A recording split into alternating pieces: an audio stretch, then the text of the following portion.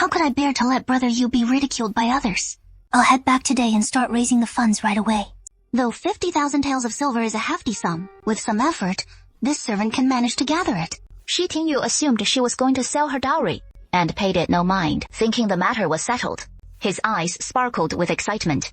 As he exchanged a glance with concubine Duan, both their gazes brimming with smug satisfaction. Mother, concubine, it is about time. So this son will go pay respects to Father Emperor first. Go on then. Don't keep Father Emperor waiting. I'll stay here with Mother Concubine and keep you company. What do you say? You've been chatting with your daughter-in-law for so long now. You must be tired of it, so I won't impose on you any longer.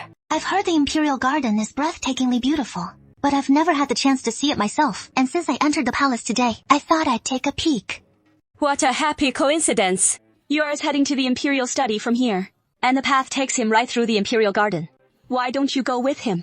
Stroll through the Imperial Garden together, and it'll broaden your horizons. Yes, Mother Concubine. Hey, Li Wang, what brings you here? After leaving the Imperial Study, with no urgent duties at hand, he decided to take a leisurely stroll through the palace grounds. This subject greets your highness, the 6th prince. Li Wang, haven't I told you this a dozen times already? No one's forcing you to bow to me, and you don't have to call me your highness. Just use my name. Call me Hao. Got it? The young prince kept talking away, but she paid him no mind whatsoever, undeterred as ever. Then, as if struck by a thought, he tiptoed closer and leaned in toward Liwa's ear. That ache in your heart isn't going away anytime soon. Fu Zhuli's pupils contracted sharply, though he quickly regained his composure. That is nothing but groundless gossip. So I must ask your highness to hold his tongue. The princess consort is your highness's royal sister-in-law. Her name enshrined in the imperial family register. Should your highness's careless words stir up discord between the Jin prince and his consort, it would spell trouble. How curious. We've known each other for 8 years now. Yet, I've never seen you shield anyone quite like this before. This subject is only upholding the Northern Yue royal family's honor, not singling out any one person for protection. If what your highness implies today is about her, or any other royal sister-in-law, I would say exactly the same. Shi Hang wasn't buying any of that nonsense. In his mind, Li Wang was always a man of few words. Even when the emperor himself addressed him, he'd only respond to a direct question and nothing more, never volunteering a word extra. But look at him now. He barely even acknowledges me when I speak. Yet to the moment I brought up Shen Nangxing just now, he rattled off several sentences in a row, as if he feared I'd let it slip out and tarnish that woman's reputation. Li Wang, let me ask you something. Shen Nangxing's mother being ennobled as a first-rank commandery lady, that was your suggestion to the emperor, wasn't it? Hey, hold on. Don't speak yet. Hear me out first. Shen Nangxing's foot was injured just a few days ago, and yet in mere days, she is walking normally again. No ordinary salve could possibly heal it that fast. I recall the emperor gave you a jar of his special healing ointment 3 months ago, the kind that could produce exactly this sort of miraculous recovery. You must have given it to her? Your words are worthless. Unless within 3 days, you bring me that jar of ointment the emperor gave you, then I'll believe you didn't pass it on to her. Can you manage that?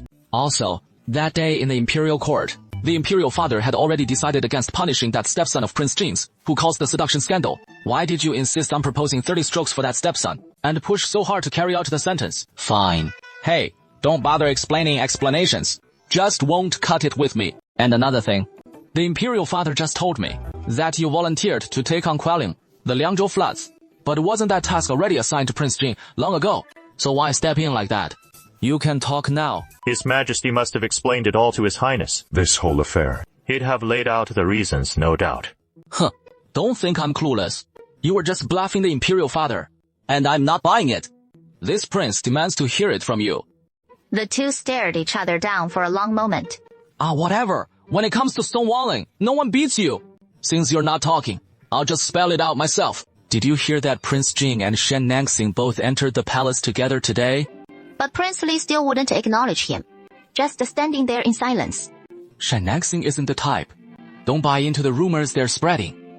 I'm not close to Shen Nangxing in her female guise. But, as a man, that is a different story. Back when this prince had no idea she was a woman, and only knew her as the Northern Yue general, we crossed paths a few times. The Northern Yue generals got this bold, straightforward spirit. upright and candid through and through. So, what do you mean by that, Your Highness? Jing Wangfei didn't come to the palace with the prince today. You asked me earlier if I'd heard that King Jing and his wife entered the palace together today, and just now, you told me not to believe what they said. King Li, that is not what I meant. What the prince means is, King Jing and Shen Nangxing did enter the palace together, but it is definitely not the way they made it sound. Fine, I'll just lay it all out. Since Shen Nangxing publicly demanded a divorce decree, and said she wants to marry you, she really doesn't like King Jing anymore. She likes you. And since you like her too, it is mutual love. Shen Nangxing boldly declared right in front of all the court officials that she wants to marry you.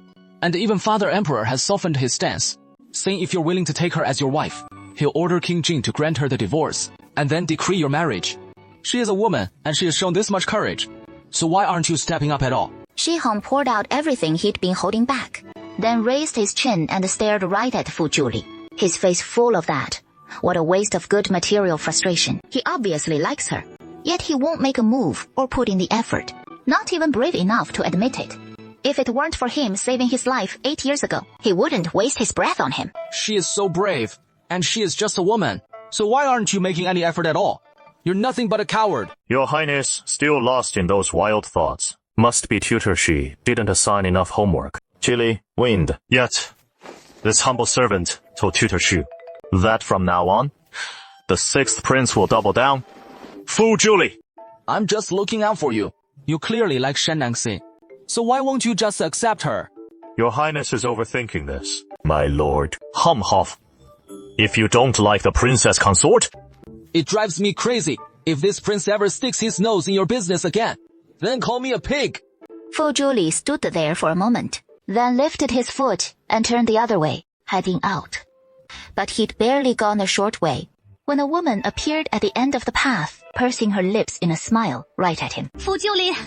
Shen Nangxing froze. He'd clearly seen her, yet he hadn't just ignored her. He'd turned right around and walked off. Fu Zhuli, wait for me. She jogged after him the whole way, beads of sweat breaking out on her temple, until she finally caught up. Shen Nangxing 喘着气, catching her breath, dashed a few quick steps to cut in front of him. My lord, greetings, Princess Jing. Fu Zhili, I just called for you. Why'd you run off like that? The Jing Wangfei ought to address him as Dr. Chen, Imperial Uncle. Imperial Uncle? Upon second thought, it really does seem that way. She is still the Jing Wangfei these days, and Jing Wang is His Majesty's own son, while Fu Zhuli is His Majesty's favored non-royal king of the same generation as His Majesty. As for what to call him, that is still up for debate. Who said anything about calling you Imperial Uncle? I never thought the Jing Wangfei would pull through so well. This minister will take his leave for now. The East Factory has a pile of matters waiting for my handling. Fu Zhuli, His Majesty has decreed my mother the title of first-rank Gaoming Madam. Then my congratulations to the Jing Wangfei. Fine. I know it was you pulling strings for me. Thank you so much. That was His Majesty's decree, and has nothing to do with this minister. If the Jing Wangfei wishes to express her thanks, she should direct them to His Majesty instead. Then what about this? Did His Majesty send this my way too? This off looks just like the palace's special reserve, so it must be His Majesty's gift to the Jing Wangfei. Fu Zhuli. Princess, there is still something to attend to. Princess, the Eastern Depot has plenty of matters waiting for me to handle back there, so I'll take my leave. But just as he turned away, he saw the woman swiftly rounding the corner and spreading her arms to block his path once more. Forgive me, Princess Jing. I truly am swamped with duties. So please, Princess, let me go. Can you stop calling me princess every other word? You clearly know how I feel about you. So why do you always keep me at arm's length? You are Prince Jing's wife after all. If I don't address you as such, what else should I call Prince Jing's princess? Fu Zhuli. Princess Jing, I cherish you deeply. The one I love is you. I ask for nothing more. Just one letter from you would be enough. Will you do that for me? Fu Zhuli kept a calm face, but inside, his emotions surged like a storm, waves crashing relentlessly. Everyone would gossip. Princess Jing, you've been with Prince Jing for many years now, enduring all sorts of hardships and finally achieving that hard-won union. How is it that after just 2 years of marriage, you're already weary of it? Or is it that Princess Jing is simply acting on a whim, toying with a mere servant like me for amusement, and finding sport in it? On a gentle spring day, Shen Nangxing felt chilled to the bone, his heart overflowing with grievance. Does he really see me that way? That is not the case at all. I truly adore you from the bottom of my heart. Earlier, I entered the palace alongside King Jing. You must have witnessed it yourself. But what he and I share isn't what you're imagining. Shen Nangxing desperately wanted to lay it all bare to the man standing before him. Yet Fu Julie refused to hear his plea. He couldn't bear it. He'd seen him back in his youth. That fervent, unguarded passion for his jade brother. Back then, he'd endlessly recount to him every little moment shared with Brother Yu. Every trivial happening between them. Each time those 3 words, Brother Yu, crossed his lips, the dazzling sparkle in his eyes etched forever in his memory.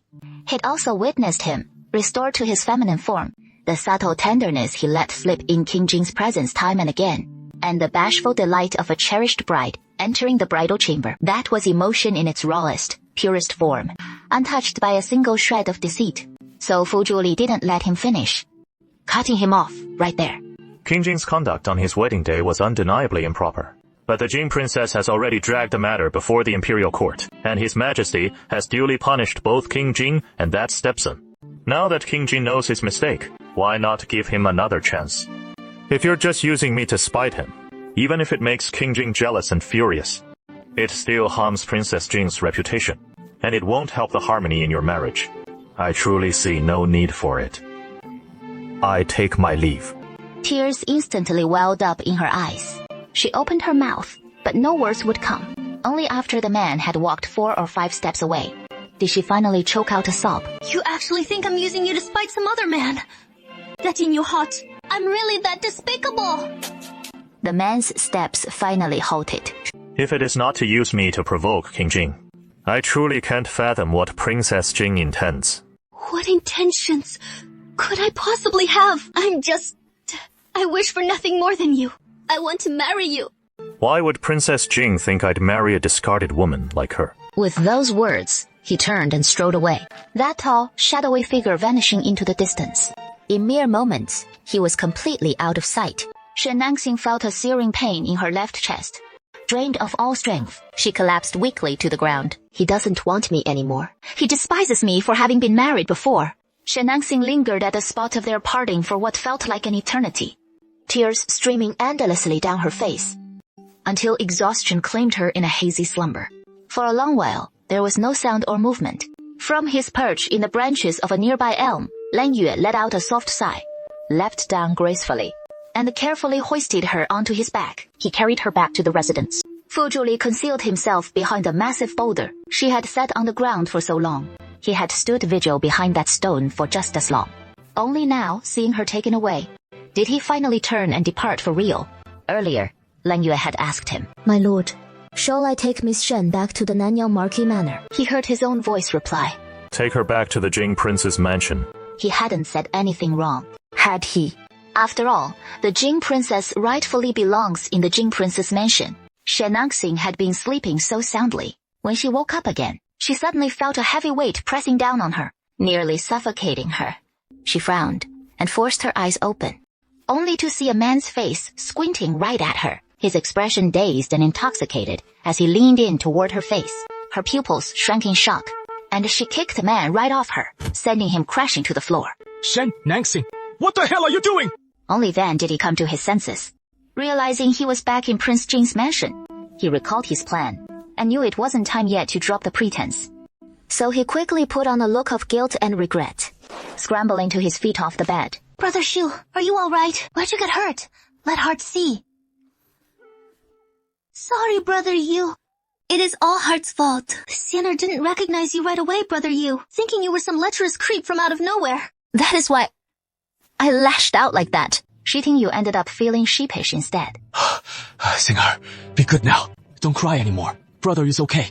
Brother Yu knows Singhar didn't mean it. It is all Brother Yu's doing. Brother Yu got too carried away with something so sweet and intimate. Brother Yu should have waited for Sienna to wake up first.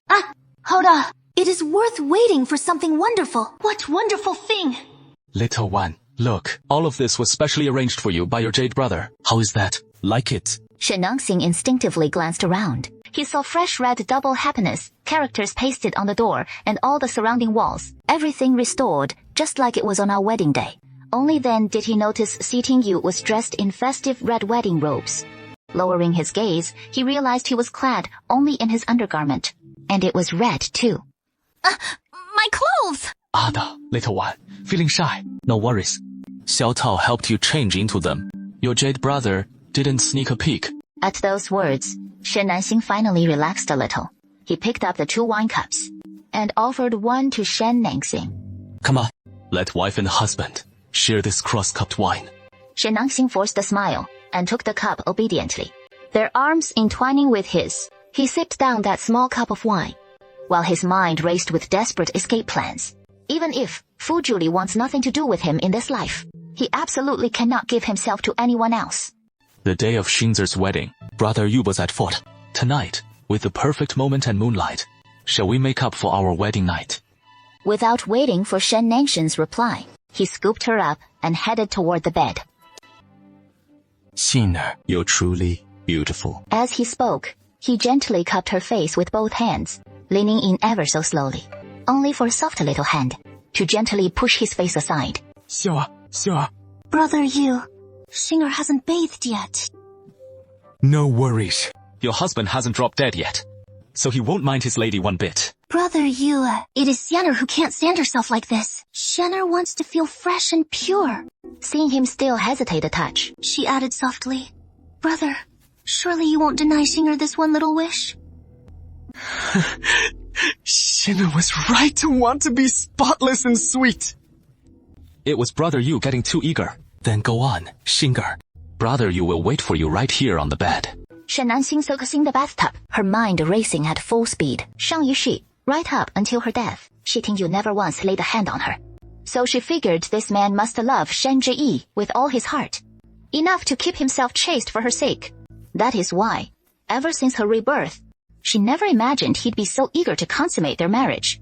He'd only put on that gentle soft act in front of her once or twice, cooed a few sweet nothings, and suddenly he is acting all smitten with her, rushing headlong to share her bed. This whole mess has clearly thrown her off her game. She must have overestimated Shi Tingyu's devotion to Shen Zhiyi. She'd played right into his tastes though. Just look at how Shen Zhiyi simpers and wilts around Shi Tingyu every day.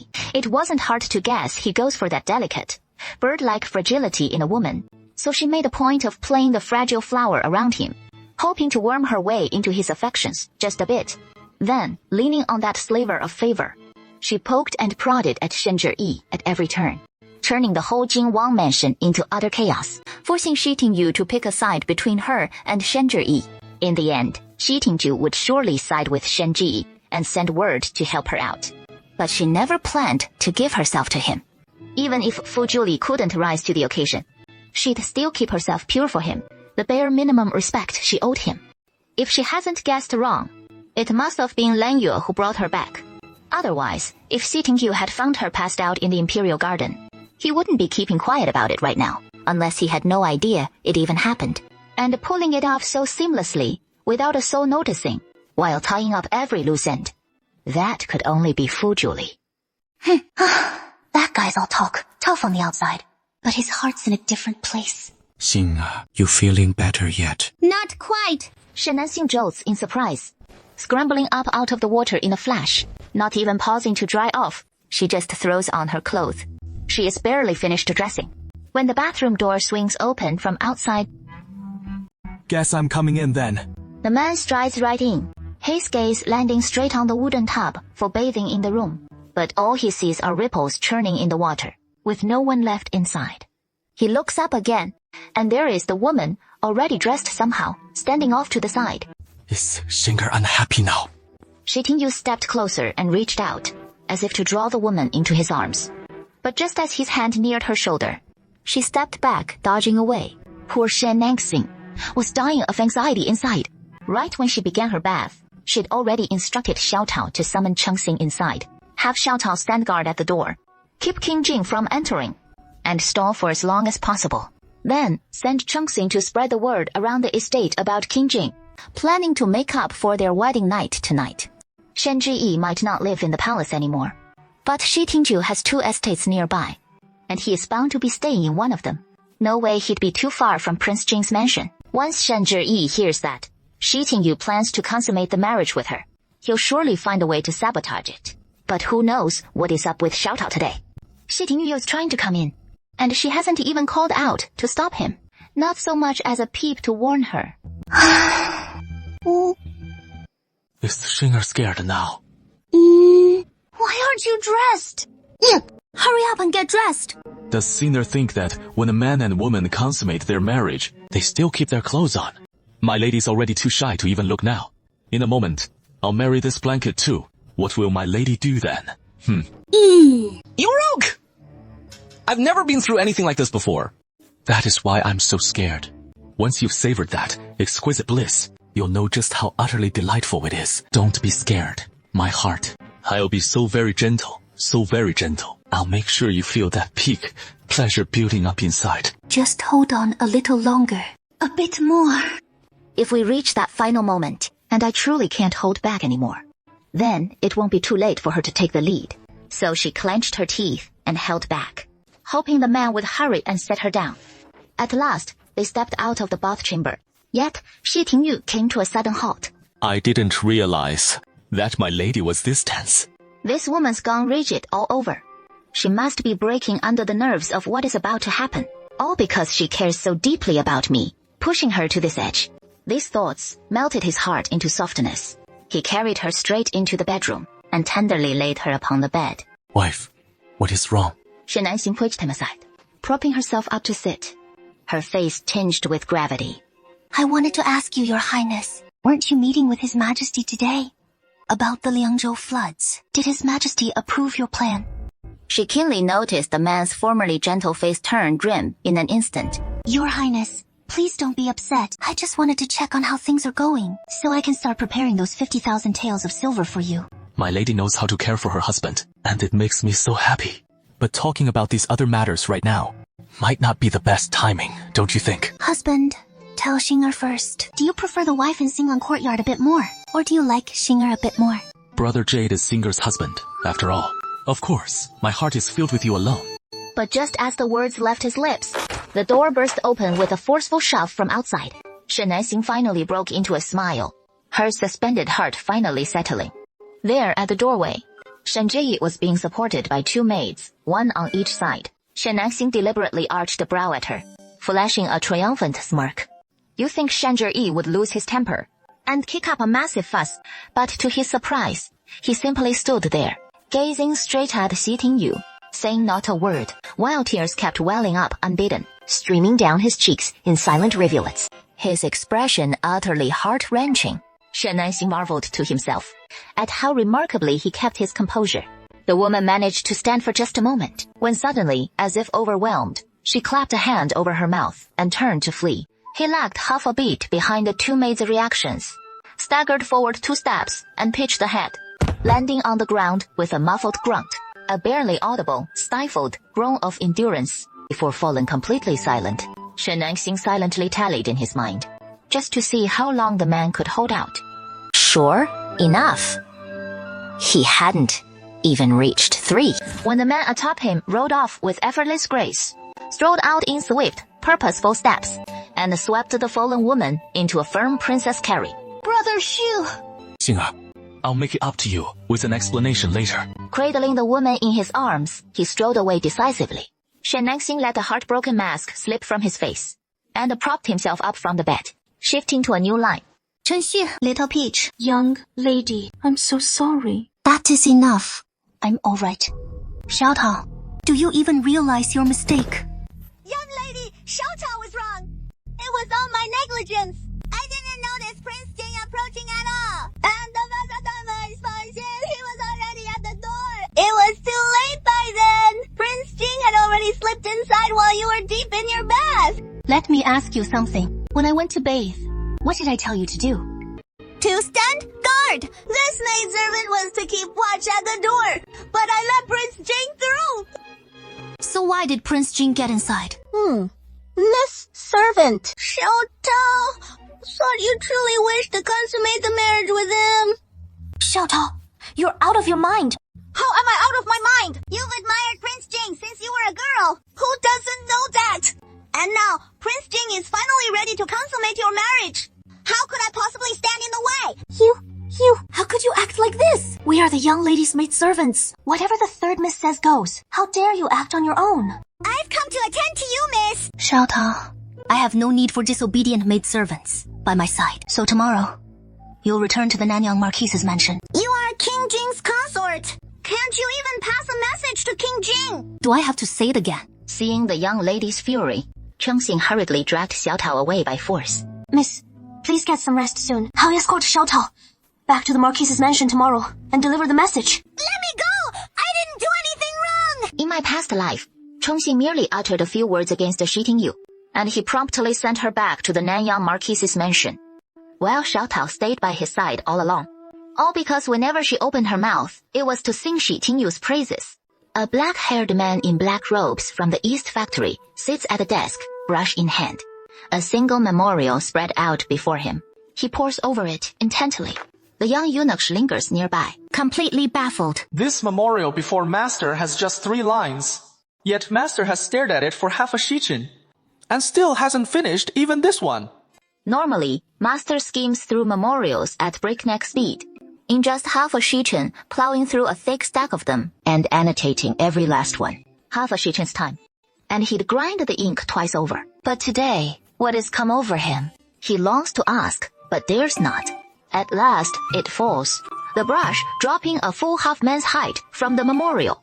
Fu Jiuli simply can't bring himself to read the memorial. Time crawling and racing in turns, fraying his nerves. So he simply sets the brush aside and strides out. He pauses in the courtyard for a spell, holding back again, until the words finally escape him. Lang Feng, Your subordinate is here. What orders do you have, Master? where is Lang Yue? Reporting to Master, Lang Yue has escorted Miss Shen back to her residence. Which mansion? The Wang Mansion. Clearly, it was the master himself who ordered Ling Yue to escort Shen Nengxing back to the Wang Mansion. And now he's acting like he has forgotten all about it. One moment asking where Ling Yue is, the next where Ling Yue took Shen Nengxing. Lang Yue's back. Send him to see me. Right away. After waving Lang Feng away, Fu Jiuli perked up his ears in secret, straining to catch any stir around the eastern depot. He paced the courtyard back and forth, covering nearly 100 laps, until his impatience finally got the better of him.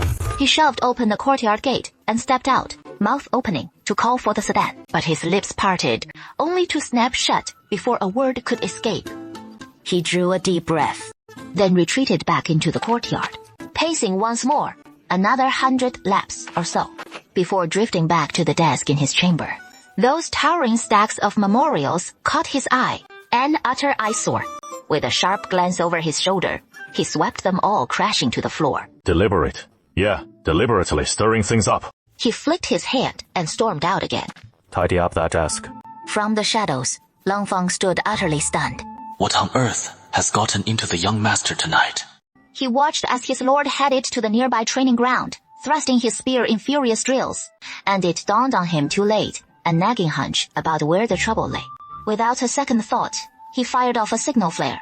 In the time it takes to brew a cup of tea, Cold Moon hurried back. What has happened? Where is the master? Cold Wind jerked his chin toward the training ground. Cold Moon glanced that way, and saw the master wielding a crescent moon cleaver, hacking away at a wooden dummy. You summoned me back in such a rush. Just to show me this. The master's waiting for you. He is beside himself with worry. In an instant, Cold Moon understood the source of the master's turmoil. And before he could even reach the training ground, the master emerged. Speak. Master, Miss Shen and King Jing, they've consummated their marriage. It was consensual. I see. He'd planned to linger a bit longer at King Jing's manor before returning, but upon receiving Cold Wind's urgent summons, he rushed back, only to witness King Jing pinning Miss Shen to the bed. Understood. Go on, then. The oppressive aura faded, and Cold Moon departed as ordered. The black-clad, ink-haired man stood beneath the moonlight, his long shadow stretching in desolate silence, a figure of profound, lusterless solitude. He stood there for what felt like an eternity. Shi Tingyu carried the woman in his arms out through the side gate of the prince's mansion, through a narrow alley, arriving at the entrance of a secluded residence. Jikoching studied them as they approached. He then carried the woman into the side chamber, gently, laying her down on the bed. Shi Tingyu carefully examined the woman's injuries, finding only 2 scrapes on her knee. The rest of her skin firm and smooth without a single mark. He let out a quiet sigh of relief, seeing she hadn't so much as glanced at him, not even uttering a word the whole way from the prince's mansion to this estate. He didn't say a word to him either. He knew the young lady must be heartbroken. Is you mad at brother Yu? The woman didn't respond to him, but the tears at the corners of her eyes fell even harder. My dear, didn't you teach me to play along with him, to feign compliance? It has only been one night, and you've already forgotten. Yet you're tormenting yourself like this. It breaks brother Yu's heart to see it. But I didn't give in to him. I didn't consummate the marriage with him. Here, please don't cry. I haven't consummated with him. Truly, I swear it. Seeing the girl still weeping so heartbrokenly, he solemnly raised one hand and declared, I, Shi Tingyu, swear that I have no intention whatsoever of deceiving Shen Yan. If I should lie, then let heaven strike me down with thunder and lightning. Jade brother, don't say such things. Yanner believes you. That is all. Are you still mad at Jade brother over there? As Shen Yanger was held in his embrace, she suddenly felt utterly aggrieved, all the pent-up emotions from before, surging out all at once. Don't cry, my dear Yer. Jade brother's heart has always held only you alone. Really? Of course, it is true. When has Jade brother ever deceived Yar? If Jade brother should ever deceive Yar won't stand for it. All right. Jade brother will never deceive Yer in this lifetime. And if you do? If he did deceive her, then let Yer dispose of him as she sees fit. How about that? That is more like it. The lady pouted coquettishly, then lifted her dainty face, and proactively offered her rosy lips. As their lips and teeth entwined, her jade-like hand wasn't idle either. Quietly untying the man's belt, the vigorous young man hadn't found release just moments ago, so now he ignited at the slightest touch, shifting from passive to taking charge, and the 2 of them soon tumbled onto the bed together. In the throes of ecstasy, Shen Yi's tender white hand gently pinched the man's handsome cheek. Brother Shi, tell me, do you like Yer a little more, or that other woman a little more? Of course, it is Yer I like more. Then he pretended to furrow his brow. Looks like brother Shui didn't perform well enough, since Yer didn't feel it at all. With that, he ramped up his movements, and the 2 of them playfully tussled. Outside the side chamber, the maid hurried over with Fuyi, but caught the sounds of laughter and romping from the man and woman inside. So they had to stop in their tracks. Alas, old man, it seems your young Mrs. Injury isn't getting better, even if she won't take care of her own body. This old man coming back a dozen more times won't make a difference. With those words, he angrily flicked his sleeves, snorted in disdain, and stormed off, leaving the maid standing awkwardly at the door, unsure whether to enter or leave, and forced to wait by the door instead. The war is over. Shang Tingyu helped the woman adjust her clothes properly, and after consoling her with a few gentle words, he turned to leave. Brother Yu, don't go. In a few days, I'll talk it over with the Wang Fei, and take you as my side consort. What do you say? Brother Shu, you're actually asking Yenner to become a concubine. Even if the headdress marks me as a concubine, a side consort to the Zhen Wang is worlds apart from some ordinary household's concubine. Your food, clothing, and daily needs, everything will be held to the highest standards. And once you're in the estate, aside from the color of your robes, all other aspects of your treatment can follow the protocols for the principal wife. You and I won't have to sneak around anymore. We can be together openly and above board. Shi Jinyu! You said that you loved only me, that no matter what, you'd marry me as your wife. That is why I threw away any care for my reputation as a woman and came to you so willingly. But how have you treated me? Now, for that wretch Shen Nangxing, you'd go back on your word and force me into concubinage. Before you married her, you promised me plain as day that you'd never truly care for her, never even touch her. Just bide your time until you get what you want from her. Enough! Shenjai, do you even realize what you're saying? This furious shout brought instant clarity to Shen Zheyi's mind. Yeah. Why can't you see my good intentions? You're just a lone orphan girl, without even knowing who your parents were. If I were just an ordinary commoner, I could probably marry you as my proper wife, and no one would bat an eye. But I'm a prince of the royal blood, even without him in the picture. Shen Nangxing could never make you his principal consort, let alone a secondary consort. It took all my scheming and pulling strings just to make that possible. This isn't easy at all. Do you understand? I know this is cruel to you, but that is just how the world works. With just you by my side, I could never change it. Yeah, can you try to understand me? But you clearly promised me that in this lifetime, you'd only want me, even if it meant defying the whole world. You'd make me your principal consort. Have you forgotten all that? I was so young back then. I didn't understand the imperial family's rules yet. Just naive and foolish. It is my fault for letting you down. Shen Zhiyi's heart stirred deeply, and her emotions gradually settled once more. She opened her arms and pulled the man before her into an embrace. Even knowing he is deceiving her, what does it matter? He snatched her from Shen Nangxing once before. He can do it again. Brother Yu belongs to her. Brother Shui, I know Shen Nangxing looks somewhat like me, but there is no other Year under the heavens. Even if she resembles Year ever so closely, she is still not Year. If you ever miss Year, just come find Yar, or send someone to call for me, and I'll be right there before you in the time it takes for an incense stick to burn. Any way you like. Just please don't touch her. Please. Yes, brother. Yenner just can't bear it. Yenner really can't take it. If Yenner didn't care about you, she wouldn't feel this heartbroken. But it is precisely because Yenner cares about you so deeply, loves you so intensely, that it guts her to see you with another woman, being so close with her. So intimately, it wrenches Yan's heart. She's in such agony she'd rather die. Brother Jade, Yenner can do so much better. Yenner can make you happy. Shi Tingyu sees the woman in this desperate state, and it twists something deep inside him. He instinctively turns his head, dodging her kiss. But that simple move is like flipping a switch and unleashing a torrent, sending the woman into utter madness. Shenyi, calm down a little. Shenyi, get up! Jade brother, can you hold back and not want me? Jade brother, do you still want me? If you don't want me anymore, then I'll... As she spoke, she pushed with her hands, trying to rise from atop him.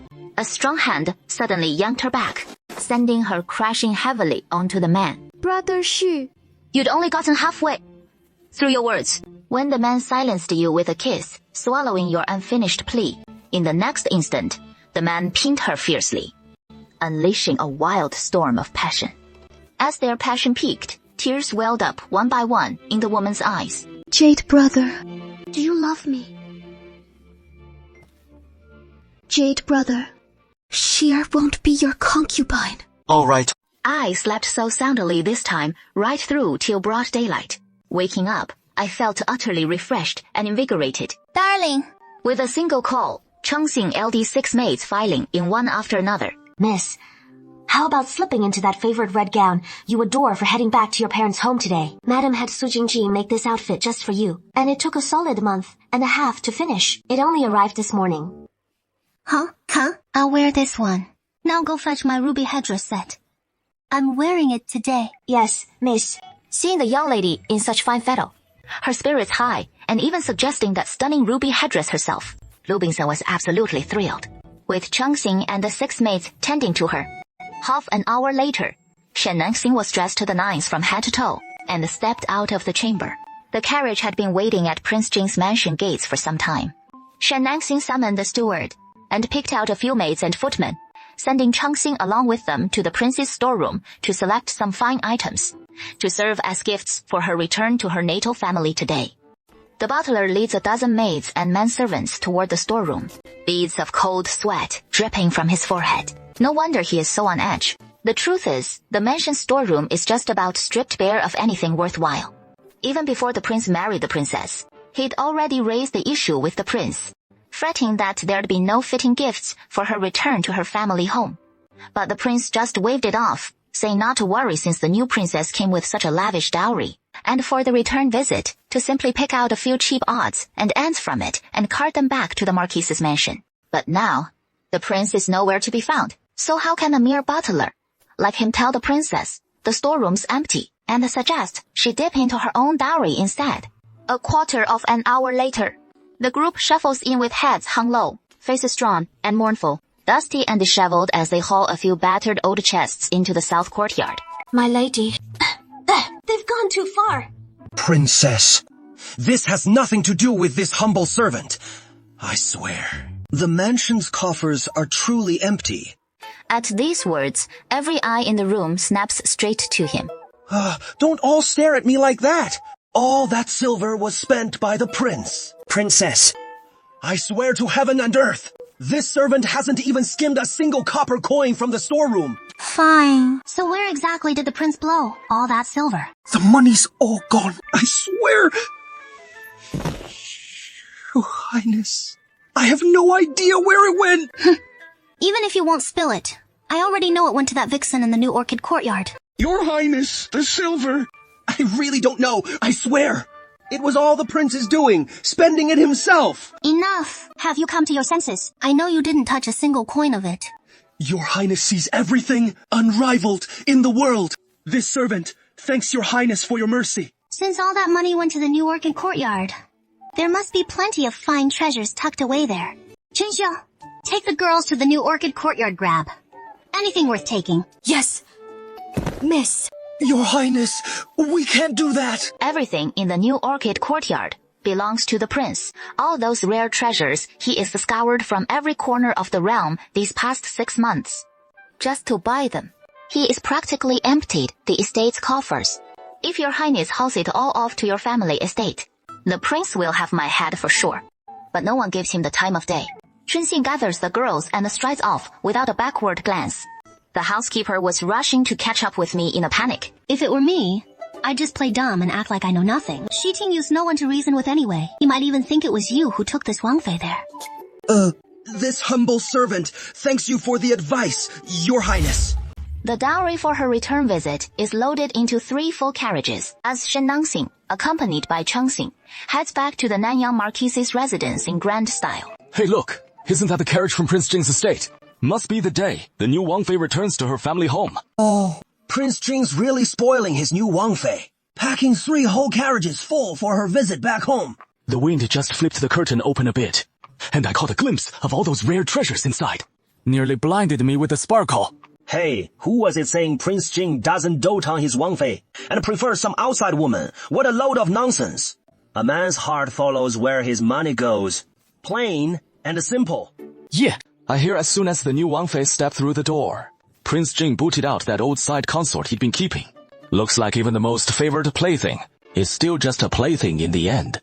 How could she ever compare to a proper legitimate daughter of the Marquise's house? Niece, listen to how they're ripping into that shameless illegitimate daughter, throwing away her spot as a proper Marquise's bastard girl, and scrambling to become someone's outside paramour. No wonder folks mistake her for some lowly concubine spawn. But it is no surprise. Playing the role of an outside affair for others, that is practically their family specialty. PFFT. Miss, Today you head back to your family home.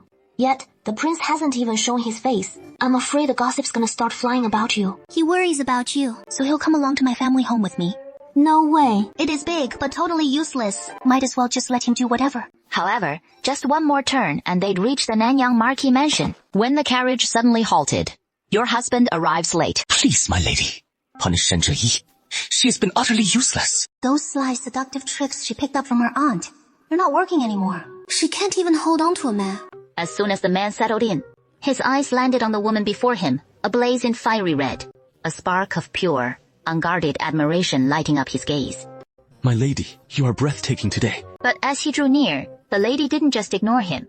She turned her delicate face away, refusing to meet his eyes. Is the Shinger still fuming at Brother Yu? Or is Sinner feeling a bit jealous? What are you doing here? Today is your return to the family home, my lady.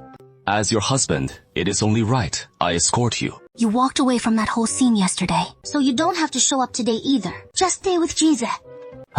Right now, I've truly let you down, my dear. But there's more to the story. JCI once saved my life. Back when Brother Yu thought you'd left this world forever. Those days were pure agony. I felt like there was no reason left to go on, drowning myself in booze and oblivion every single day. Until one day I blacked out completely. It was him who pulled me back. If not for him, Brother Yu would have never laid eyes on you again in this lifetime. Let alone spent his days by your side. I'm forever in his debt. And last night, seeing him so broken, I just couldn't turn away. That is what happened. Xing'er, can you understand? Yeah. I do understand. A debt like that saving a life naturally calls for repaying with one's very self to him, brother. I knew you'd grasp just how heavy a life debt weighs, Xing'er. What did you just say? Xing'er, why would you even say that? Did I get it wrong? So you spent the whole night repaying him, did you? And didn't drag her into your bed? Be that as it may. As the horse lets out a long piercing neigh, the carriage comes to an abrupt halt. Husband, that is enough. We've arrived. My lady, let your husband help you down from the carriage. Jade, what are you doing? The man lets out a hearty laugh, scoops the woman up in his arms, and strides toward the gates of Nanyang Marquis Mansion, not setting her down until they reach the entrance. This old servant pays respects to Prince Jing and the princess. This servant pays respects to Prince Jing and the princess. Chengbo, no need for formalities. Today's my return visit. It is a joyous occasion, so why the tears? Seeing how well the princess and the prince get along. It just makes this old servant so happy. My lord, last time you visited the Marquis's mansion, this old servant was quite neglectful. I beg your forgiveness, my lord. Uncle, Zheng, last time was my fault. You're already too kind not to hold it against me. How could I possibly blame you instead? This old servant thanks you for your understanding, my lord. Chengbo, let's head inside. Grandfather must be getting impatient by now. Right. Quick, let's go in.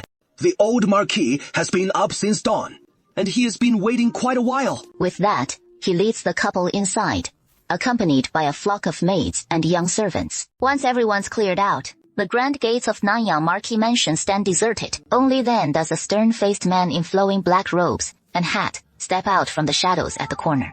Li Wa, I swear on my life, I haven't been stringing you along. Xi Ting you straight up abandoned Shen Nangxing yesterday, rushed off to your stepson's place, and even went at it hammer and tongues with him all night long. So how could he possibly spare a moment to escort Shen Nangxing on her homecoming visit? Just the other day, our sixth prince actually found the time. Day after day, fixating on these petty distractions. He'd be better off heading back and burying his nose in a few more pages. I've been grinding through my daily lessons without fail. Even the doubled workload you had Master Shu dump on me, I've powered through every last bit. But did you manage to wrap up today's assignments?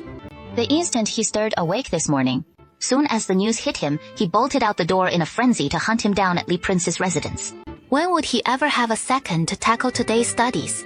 There goes the man in black swinging aboard his glossy black sedan chair, which lifts off without a moment's pause, slipping away with sharp precision.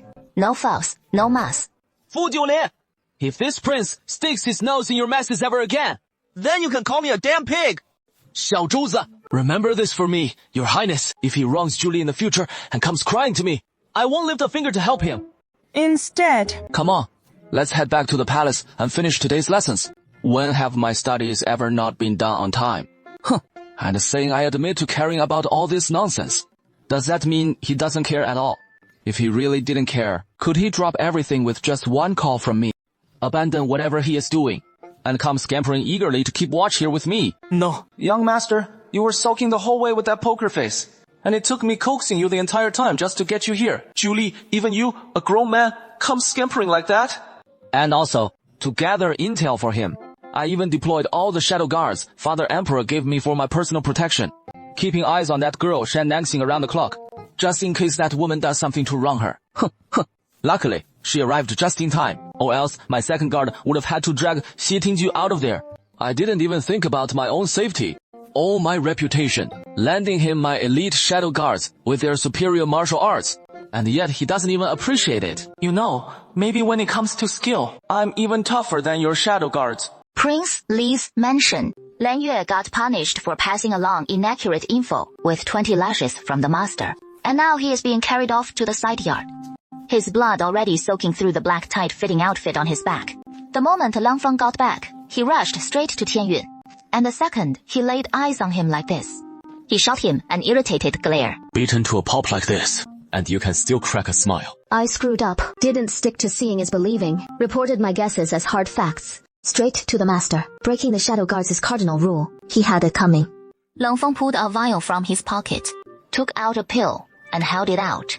Take the pill first, even if you deserved it. What is there to grin about? Don't you dare say it is, cause you learned from the setback. This is just to drill it into your head. Of course not. I didn't misjudge Miss Shen. She really has true feelings in her heart. The master's been suffering alone all these years, holding it all in. I've been at his side for 4 whole years, and I've never once seen him show anything but that blank stare. But around Miss Shen, the master's a different man, even if he doesn't let it show much. He feels real joy and sorrow now. Lights up because of her, aches because of her. He'll even storm off to the training grounds to hack at dummies and blow off steam. It is like he is finally shaken off that Walking Dead shell, all lifeless and hollow, and started showing some real spark of life. You're always so quick to put yourself in the master's shoes. We're the master's shadow guards, so why worry about his enemies?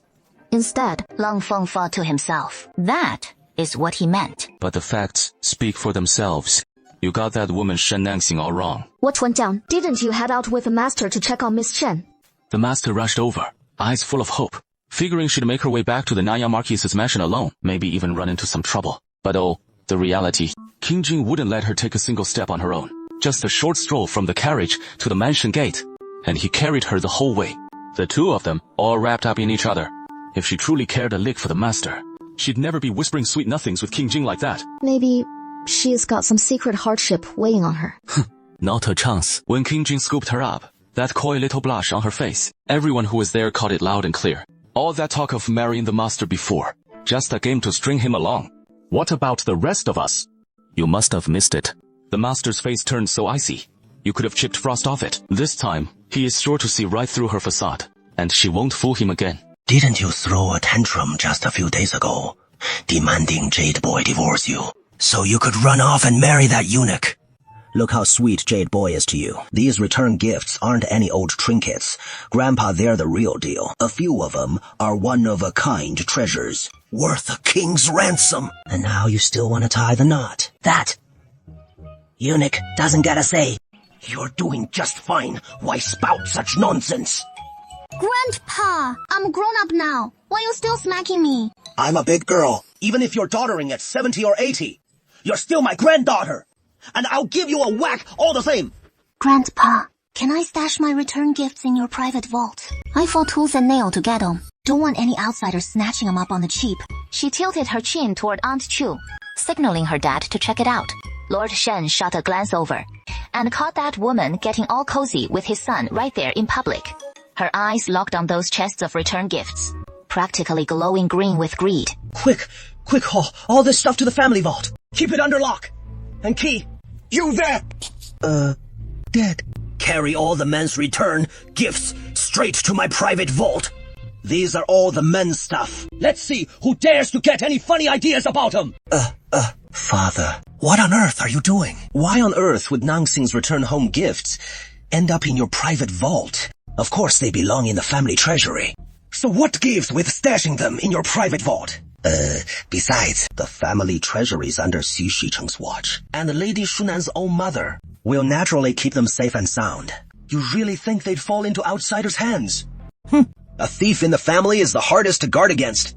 Father, you bring up thieves in the family. So why are you staring right at me? Have I ever laid a hand on a single thing in the Marquise's manor? Just because you're getting on in years, does that give you free rein to hurl insults? Father, you as grandfather's own son, how can you speak of Churan like that? With him having a concubine and all. Grandfather. Father, you're just prejudiced against Churan. Plain and simple. He has never once taken a thing from the manor without permission. You even relied on him to carry on the family line for the Marquise's house. And look, he has given you a son and a daughter. Fine, if you're not grateful to him. But why go out of your way to badmouth him at every turn? Grandfather, don't get mad. Don't get mad, please. It is not worth getting upset over a guy like my dad. Sure, you've got that unfilial son of yours, but hey, you've got a dutiful granddaughter right here. If you let this anger wreck your health, who is gonna have my back in this Marquise's manor? If someone picks on me, I'd have nowhere to even shed a tear. What the hell are you talking about? Who the hell dares to bully you? Shitingji. What did you just say? Say that again. Grandfather didn't quite catch that. I said, if there is any quarreling to be done, I'll handle it. You're getting on in years, and you won't come out on top anyway. Take all these to the old Marquise's private library. Seeing the young servants veer off with the boxes, the aunt-in-law panicked and simply rushed over. Nangxing, you've already married out, so you're no longer part of the Hao household. What right do you have to lord it over a Hao mansion? A married daughter still meddling in her family's affairs. I've never once seen a servant stick their nose into the master's business. And this princess consort hasn't either. A mere servant, boldly addressing the princess consort by name, something even this princess consort has never heard tell of. At the order to slap her mouth, 2 maids darted out from behind Shan Nansing, one effortlessly twisting Aunt Chu's arm behind her back and forcing her to her knees, while the other swung her hand for several resounding slaps across her face. Shen Yuan rushed forward, and with a flying kick, sent the maid pinning Aunt Chu sprawling. Chue, are you alright? Chue, how are you? Father, my daughter-in-law isn't feeling well, so she has gone back first. Wang, My lord father is unwell, so I took my leave first. Father, I'll take Chue back to rest first. Chu stared blankly at the man carrying Aunt Chu into the distance, her heart aching with sorrow. She could no longer bear to stay, so she curtsied to old Marquis Shen and King Jing, supported by her maid as she departed. Jade boy, the whole mansion has known misfortune. I hope you won't think less of us for it. Ni. Uncle Zhang, please take grandfather back to rest. And I'll show King Jing around. Everyone's cleared out, while the maids Shen Nansing brought back waved off to the side. What a pity. Where did these return gifts of yours come from?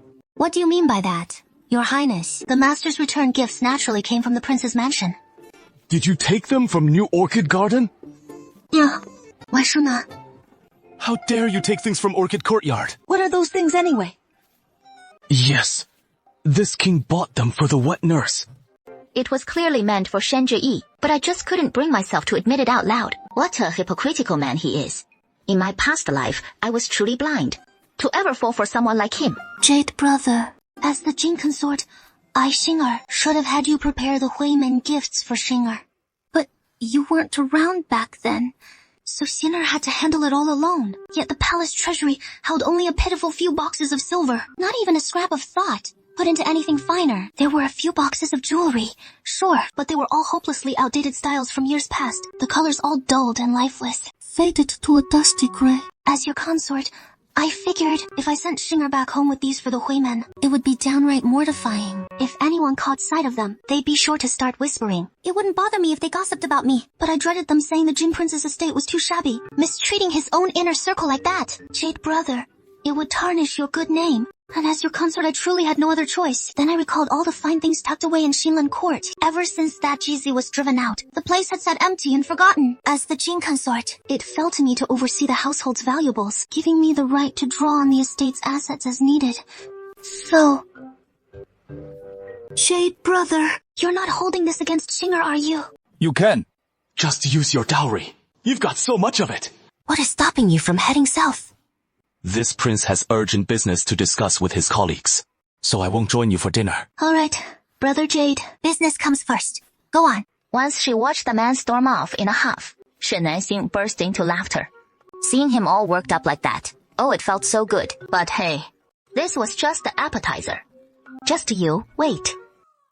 After leaving the courtyard, she headed back to her little yard in the Marquis's mansion, grabbed a small shovel, and made her way to the tree. She crouched down and started digging, scoop by scoop. After about half a foot deep, the shovel finally hit something solid. She set the shovel aside. Time to dig by hand.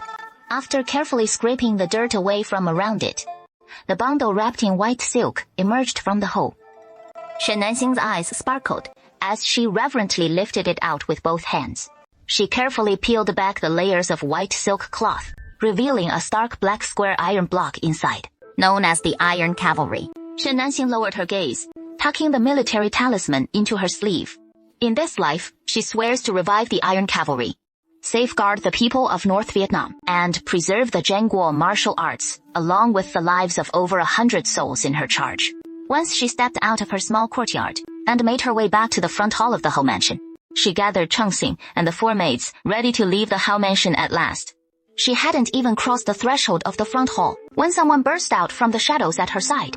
The 2 maids behind Shen Nansing sprang into action with lightning speed, swiftly positioning themselves to shield her. This... Shao Tang knows her mistake. Shao Tang truly regrets it. Don't heed those higher up. Shao Tang swears from now on, whatever Miss commands, Shao Tang will carry it out without question. I never act on my own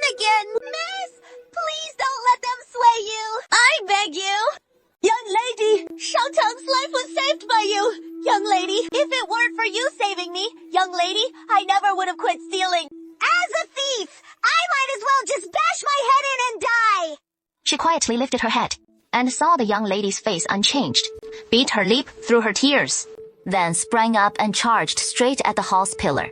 Thief! No, don't!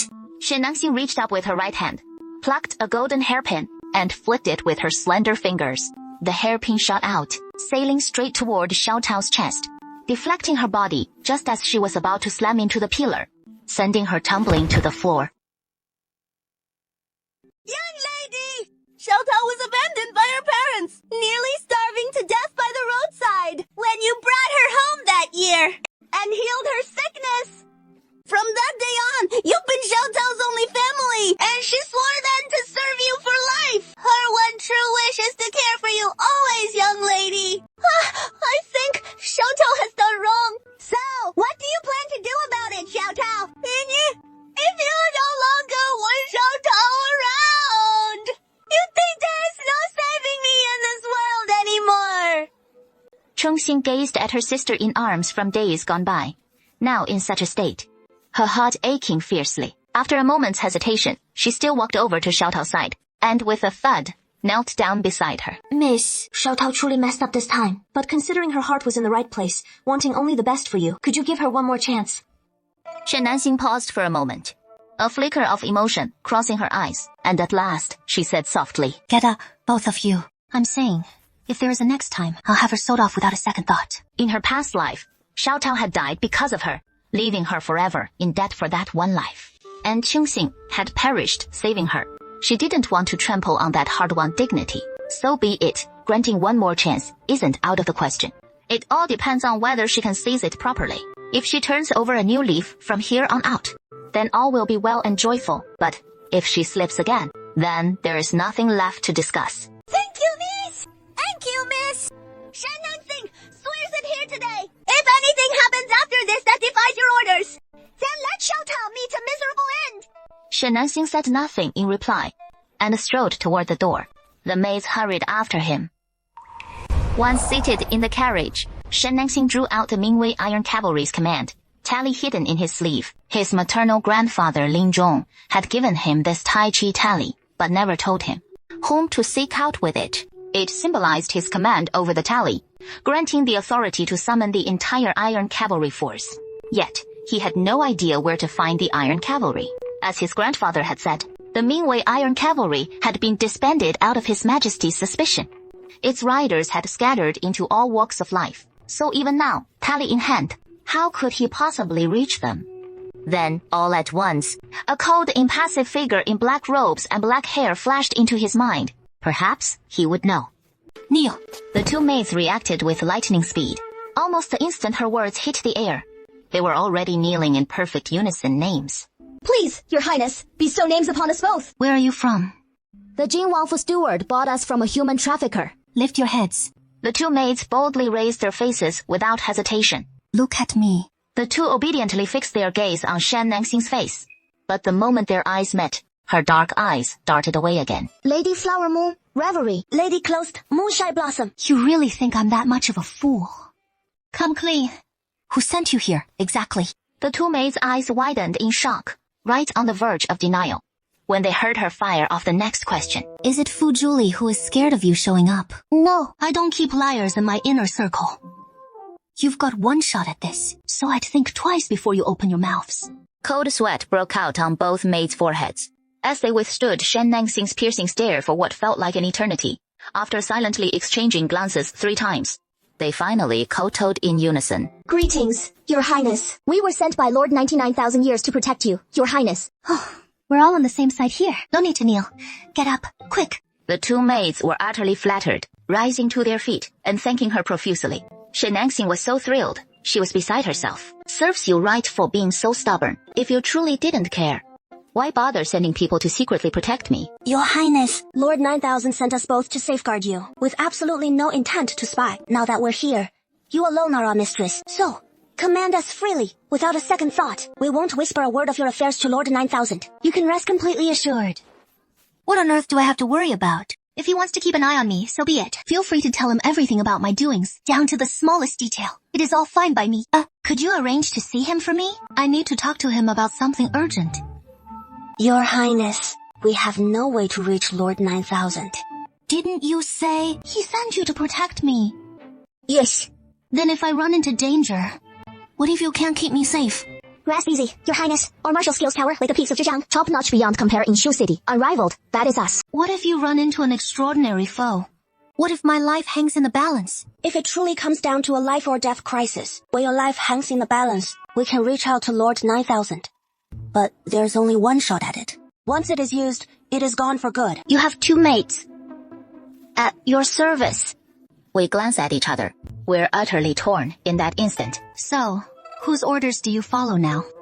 Princess Jing. Then, who should you obey right now? A flicker of conflicted emotions crosses the 2 mates' eyes. Before sending the 2 of them to Prince Jing's mansion, Lord 9000 had instructed to be absolutely loyal to Princess Jing. To safeguard Princess Jing, not even a single strand of hair out of place. There is just one caveat. He gave them a signal flare to carry on them at all times, and guard it with their lives.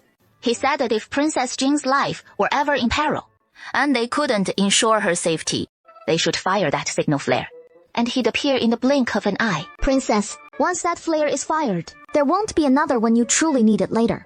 If you need to reach Lord 9000 for anything, this servant can go to his residence and arrange a meeting for you. What do you think? I don't know how to take it out. He reached out his hand toward the 2 maids, but neither of them budged. In a chilling tone, he commanded, Obey me or else. You two, get out of here now. And with a thud, the maids dropped to their knees once more. My lady, this is it. Just pull off the copper cap, and the copper tube will send out a signal flare. IT. LL light up the sky at 9,000 feet. Get up, quick. You're under my protection now. He won't dare touch you. Trust me. 沈南星比唇 lip, without a moment's hesitation. She reached out and yanked off the copper cap, pointing the copper tube straight toward the heavens. A faint hum followed.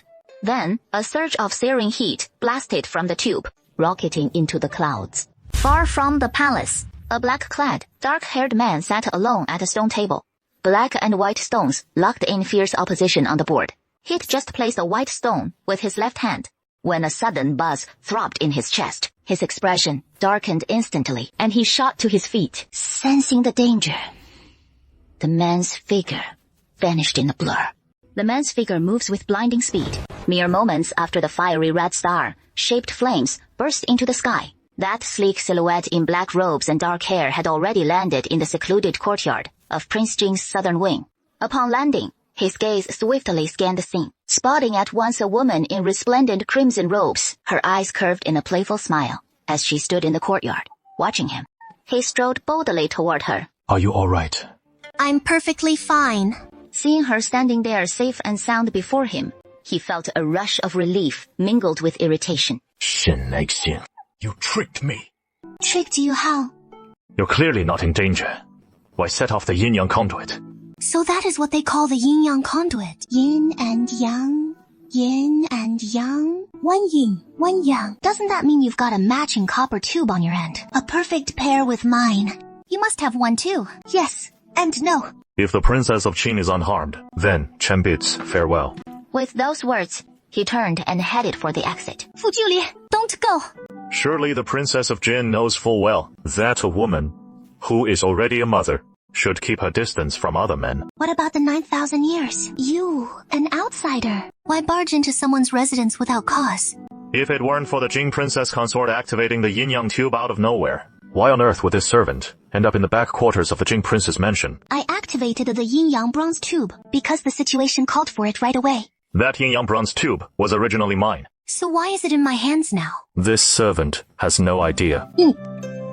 Just come out and say it. Did you send those 2 men to protect me? The Jing Princess Consort has it all wrong. This servant doesn't know them at all. You have the nerve to claim you didn't come here to save me. Lady Chen was just following the signal from the yin-yang tube and wandered into the Jing Prince's mansion by mistake. Please, Princess Consort, don't read too much into it. Shen Nexing felt a lump catch in her throat, like she could just die of frustration from this jerk of a man. She knew arguing with him any longer wouldn't get her anywhere, so she let out a deep breath and decided to cut to the chase. Fu Julie, I've got something really important, and I need you to keep it safe from me. The Jing Princess Consort is already a married woman, so it is not proper for you to address this servant by name. You should stick to calling me 9,000 years, or just Li Ji. 9,000 sui. Can you hold on to this for me? What is it? The tally known as the Iron Cavalry. I'm sure you know how vital this is, but now there are those eyeing it with greedy intent, and I'm afraid to keep it on me. It is not safe. That is why I thought of you. Hold it for me, just for a while. Will you? The prince is your husband, and if he had the prestigious Iron Cavalry, wouldn't his future be boundless? Why not give it to him? The Iron Cavalry is named for me. It is mine. As for King Jing, I'll make him repudiate me. After a long silence, his voice finally cut through the air, low and laced with chill. Chen Tingwen, Princess Jing always said as a girl she'd grow up and marry King Jing, despite all the twists and turns along the way. And after enduring endless hardships, she finally got her wish. Who'd have thought that just 3 lifetimes into her marriage to King Jing, she is already scheming to make him cast you aside. Didn't you know, Chen Jing, that the princess could be so fickle? Whether you believe it or not, I truly don't care for Sheting Yu anymore, and I'll never hand over the Mingwei Iron Cavalry to him. If I could, I'd even kill him myself. Princess, mind your words. Saying such things, your royal highness, that is a crime of exterminating the 9 clans. Aren't you afraid? I'll bring charges against you. You wouldn't dare, would you? Princess Jing, such bold confidence. Just tell me straight, will you help me or not? Aren't you afraid?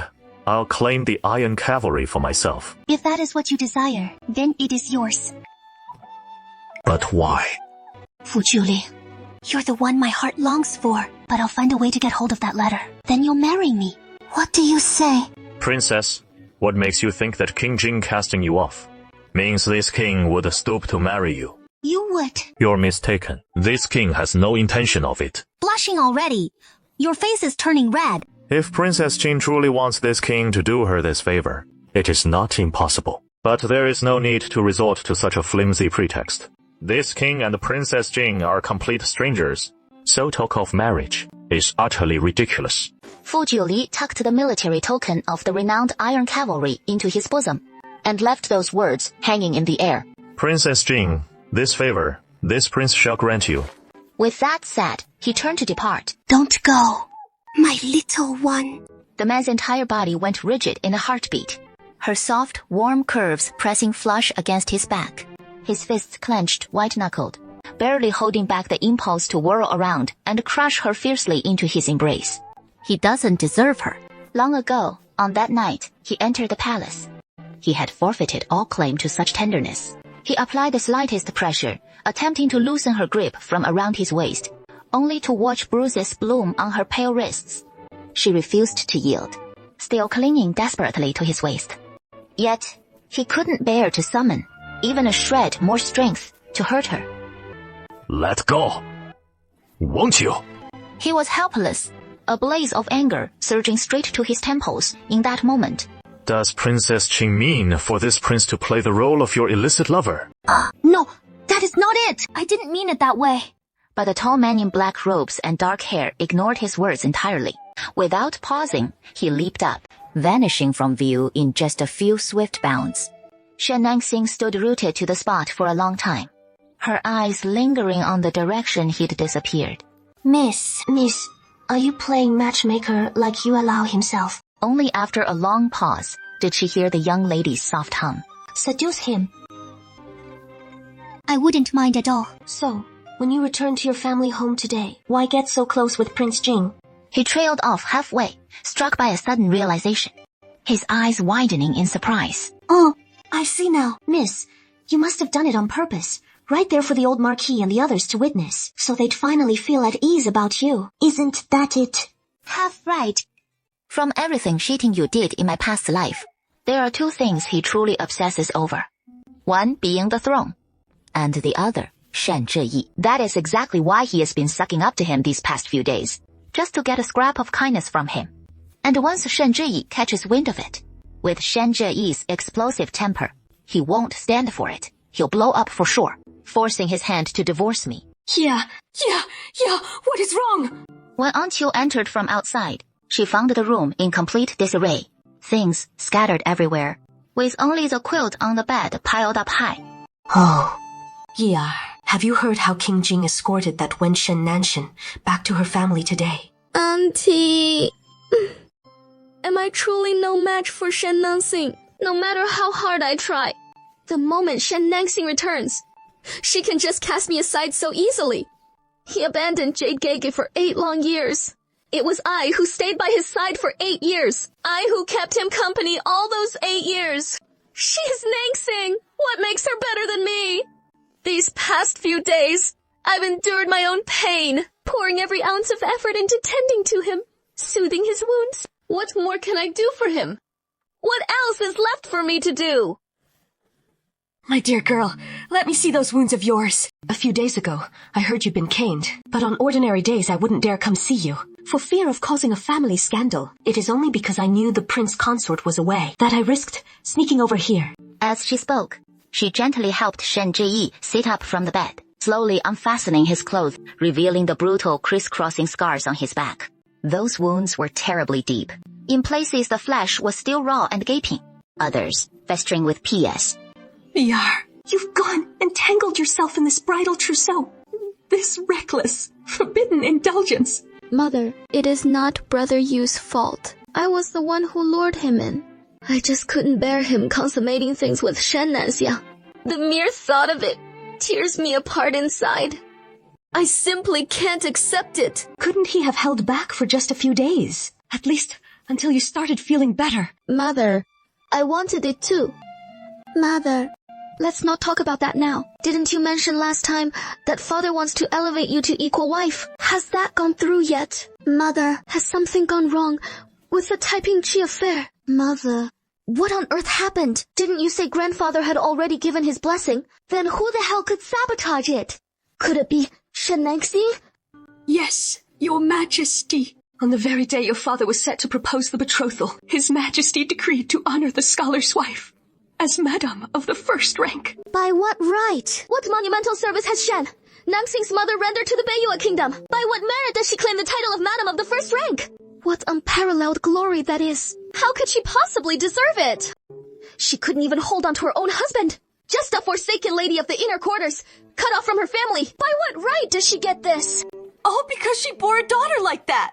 Because Shen Nangsing disguised herself as a man, safeguarding the peace of the Beiyue kingdom for years on end, only to be exposed as a woman now, stripped of her general's rank, and her hard-earned merits handed to her mother instead. But what of her crime of deceiving the sovereign with that disguise? Why does His Majesty let it slide? They say to weigh the merits. Then the deception must be weighed too. Dismissing the glory while ignoring the guilt. Why show her such blatant favoritism? I heard His Majesty once meant to punish him for his crimes. It was your grandfather who went straight to the palace himself and pleaded with His Majesty. Your grandfather spent the entire afternoon with His Majesty in the imperial study. And ever since then, His Majesty hasn't breathed a word about it. That wasn't my grandfather. He is Shen Nangsing's grandfather. That old coot only had eyes for his precious granddaughter, Shen Nangsing. Did he ever once look my way? Since he has gone and done the first wrong, don't blame me for settling the score later. Yanner, I'm sorry. It is all my fault. I've let you down, my Yanner. Just hold on a little longer. I swear I'll make you the rightful legitimate daughter of the Hou Mansion. No matter what. Prince Jing's mansion, Southern Garden. From now on, you'll go by Newman then. Thank you, mistress, for bestowing these names. Your martial skills, how do they stack up against Leng Feng and Leng Yue at his side? Mistress, when it comes to pure fighting prowess, the two of us are dead, even with them. Excellent. Let's move. Time to crash their party.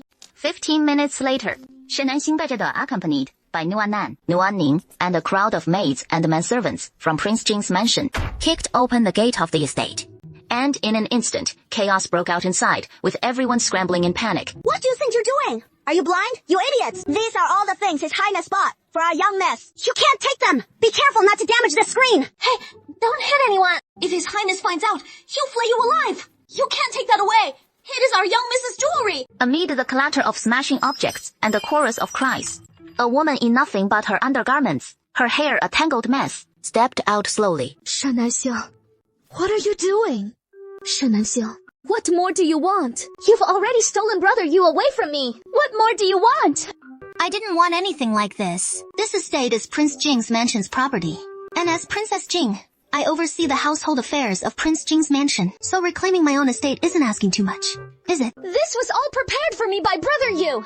And Brother Shu would never stand for you doing this! You, a harlot from some seedy Galen brothel. How dare you address the royal consort so insolently? It is downright hilarious. You've clearly lost all sense of your place. Just the wife of some gallant hustler. All you've got are those cheap seductive tricks to lure men in. And yet you have the gall to defy the consort. It makes me crack up. Exactly. In a Gulen den, even the rituals start with a handful of silver. Utterly filthy. You're lying. I didn't come from a filthy hole like Galen. I am... What are you? No way! She glanced at the swarm of maids and servants in the room, and in the end, she couldn't bring herself to admit she was a bastard daughter of the Nanyang Marquise's household. If brother Yu ever found out. Shennan smirked inwardly. So, what if you're the principal consort? It is me brother Q loves. Is that so? But didn't he whisper to me that I'm the one he loves most? He said you're not even worth one of my fingers. You must have eavesdropped outside our door that day and heard it all, right? Today my husband is accompanying me back to my parents' home, but he is so gentle and thoughtful toward me. He wouldn't even let me take an extra step on the road. You're talking nonsense. You're talking nonsense. Brother Shu loves me. Even his heart is still wrapped up with me. Promise me. Promise me. Just a few playthings. Not even worth me wasting a thought on them. My husband is a prince after all. Even if fourth aunt shows up, let alone a prince, he is from a noble family. Having 3 wives and 4 concubines is totally normal. But only the principal wife is fit to stand by her husband's side and earns true respect. What do you say? What is more, you're not even a proper concubine, just some girl from Galan court. Just for a bit of fun. I couldn't care less. Besides, you claim he spent last night with you. Then why didn't you keep him there? And let him come escort me home today. Doesn't that prove I'm the most important one in his heart? No. I'm not a plaything. I'm Brother Jade's one true love. Yes, I'm Brother Jade's most beloved. Brother Shu is mine. You can't have him. You'll never have him. I'm already his wife. But Shu kept hidden away like some dirty secret. Unless he casts me aside. Otherwise, you'll always be that shameful mistress no one can acknowledge. Just like your mother. It turns out this woman's mom was a mistress too. No wonder he is so shameless, desperate to become someone's side piece. Turns out he learned it straight from his mom. That is not all. He is outdone his mom by a long shot. His mom was at least just a mistress, serving only one man. But him, now that is impressive. He is a sacrificial boy from the Gulan brothel. Passed around by countless men. Hey, that is hardly surprising. The pupils surpassed the master after all. Shen Nangsing, I'm gonna kill you! His eyes blazed red with fury, yanked a gold hairpin from his hair, clutched it tight, and charged straight at Shen Nangsing. Shen Zhiyi hadn't even gotten close to Shen Nangsing when Nuanan, waiting off to the side, launched a flying kick right into his chest, sending him spitting blood and crashing hard to the ground in the distance. Just drag him out. What a jinx. I hope you won't let me down. After Shen Zhiyi gets thrown out, the whole house falls silent in an instant. Shen Nansing takes another sip of her tea, then shoots a teasing glance at the butler, who is about to sneak off while no one's watching. Butler, where do you think you're off to? What orders does your highness have? Butler, sell off all the household items in this place. Sell the house itself too. Convert it all to silver notes, and bring them to me. Your highness, this doesn't seem right. What you're saying is, as the Prince of Jin's principal consort, the prince's mansion assets, I can't handle them myself. Of course not. It is just that this humble servant feels the house was bought under his highness's direct orders. If we're selling it, we should at least consult with him first. Can't sell it. The assets acquired for the prince's mansion. Your highness can dispose of however you see fit. Your highness, a woman. How is she even scarier than the prince himself? In that case, then sell them, plus the remaining valuables in the new orchid courtyard of the princely mansion. Sell whatever can be sold. Also, the shops under the princely mansion, the estates and farmlands. Sell them all. The steward's face grew paler with every word. My lady, this will empty the princely mansion's coffers. How can we go on like this? Steward, the key to the treasury is with you, right? Yes, it is in my possession. But those are all His Highness's personal belongings. Without His Highness's orders, we absolutely cannot touch them. Don't worry. His Highness needs a fortune to earn his merits, and he is racking his brains to raise the funds. He hasn't slept a wink over it. As his consort, I can't just sit idly by. I have to do something to help. So, convert everything in His Highness's private vault into silver notes, and bring them to me. deliver them today. Before she could finish, she saw the steward's eyes rolling back, on the verge of fainting. Looks like the steward isn't feeling too well. So you'll have to take care of these matters. My lord, something as crucial as the treasury key, the steward must have it on him. Go fetch it. My lady, this servant can manage. This servant's in fine fettle. No need to trouble Miss Nuanen. This servant will see to it right away. With that, he rises to his feet and heads off. Gotta notify the lord at once. Big trouble's brewing. The consort's about to turn everything upside down. This is no small matter. The steward alone won't be able to handle it all. Old two. Tell him and check things out. If he needs a hand anywhere, just to lend one. It is the consort. Nuan materializes beside the steward in a flash. The steward tumbles again. Wasn't this Nuan the rough maid he personally fetched from the slave market for the consort? How is that? Her martial skills so darn impressive. The Prince Jin's mansion was bustling with activity. Yet, Shi Tingyu, Prince Jin himself, remains completely in the dark about it all. In the imperial study, Liu Xia was eloquently laying out his case, and his strategy for managing the flood disaster in Liangzhou was sound. You've made real progress. Imperial Father, your son plans to set out for Liangzhou in 2 days to address the flood disaster. As for the costs, I estimate it'll run to about 80,000 tiles of silver. Does that seem reasonable to you? Will 80,000 taels of silver be enough? In reply to Imperial Father, 80,000 taels will give me half a year to ensure the flood disaster in Liangzhou is fully resolved and provide both you and the people of Liangzhou with a proper accounting. Then how do you explain that? I've heard your princess consort is selling off family assets to raise silver for you. Imperial Father, my princess consort is still young and impulsive, and must have assumed my journey to Liangzhou would drain a fortune, which is why she went ahead and sold off the family property, just in case I ran into unexpected expenses. But the word I've received is that you instructed your princess consort to do it. He wants to raise 50,000 tiles of silver to handle the flooding in Liangzhou. What in the world is going on here? I was completely unaware. We Beiyue, one of the 4 great powers, have sunk so low that even dealing with a mere flood requires a royal prince to sell off his family estate. If word of this spreads, what becomes of our dignity? How will the other 3 kingdoms regard Beiyue? Imperial Father, absolutely nothing of the sort has happened. There must be some misunderstanding here.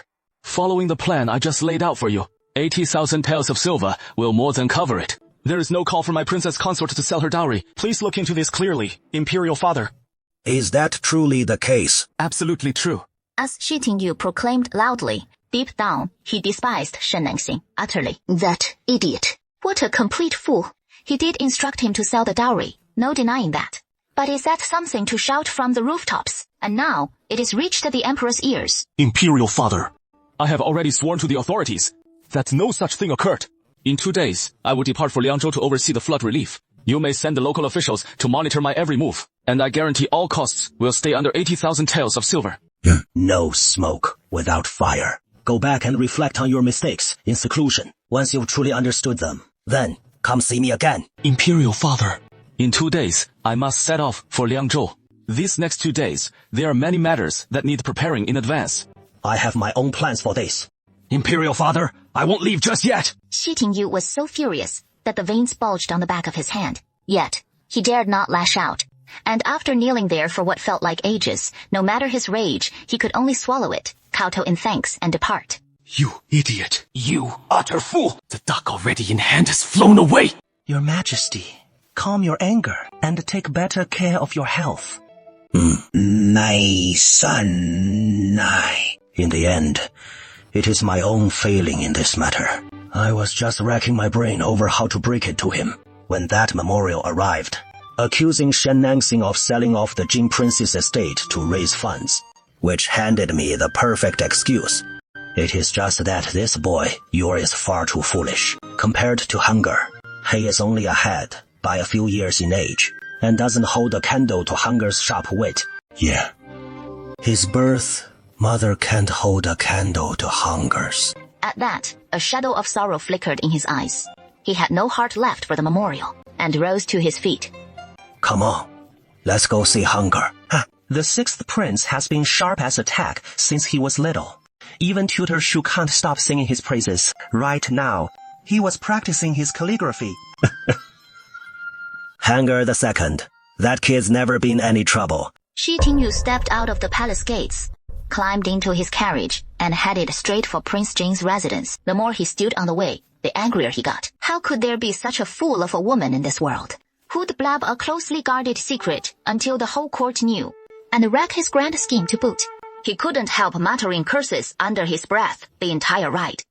But his advisor, trotting alongside the carriage, had just the idea to turn his mood around. And once he'd heard it out, his fury evaporated in an instant.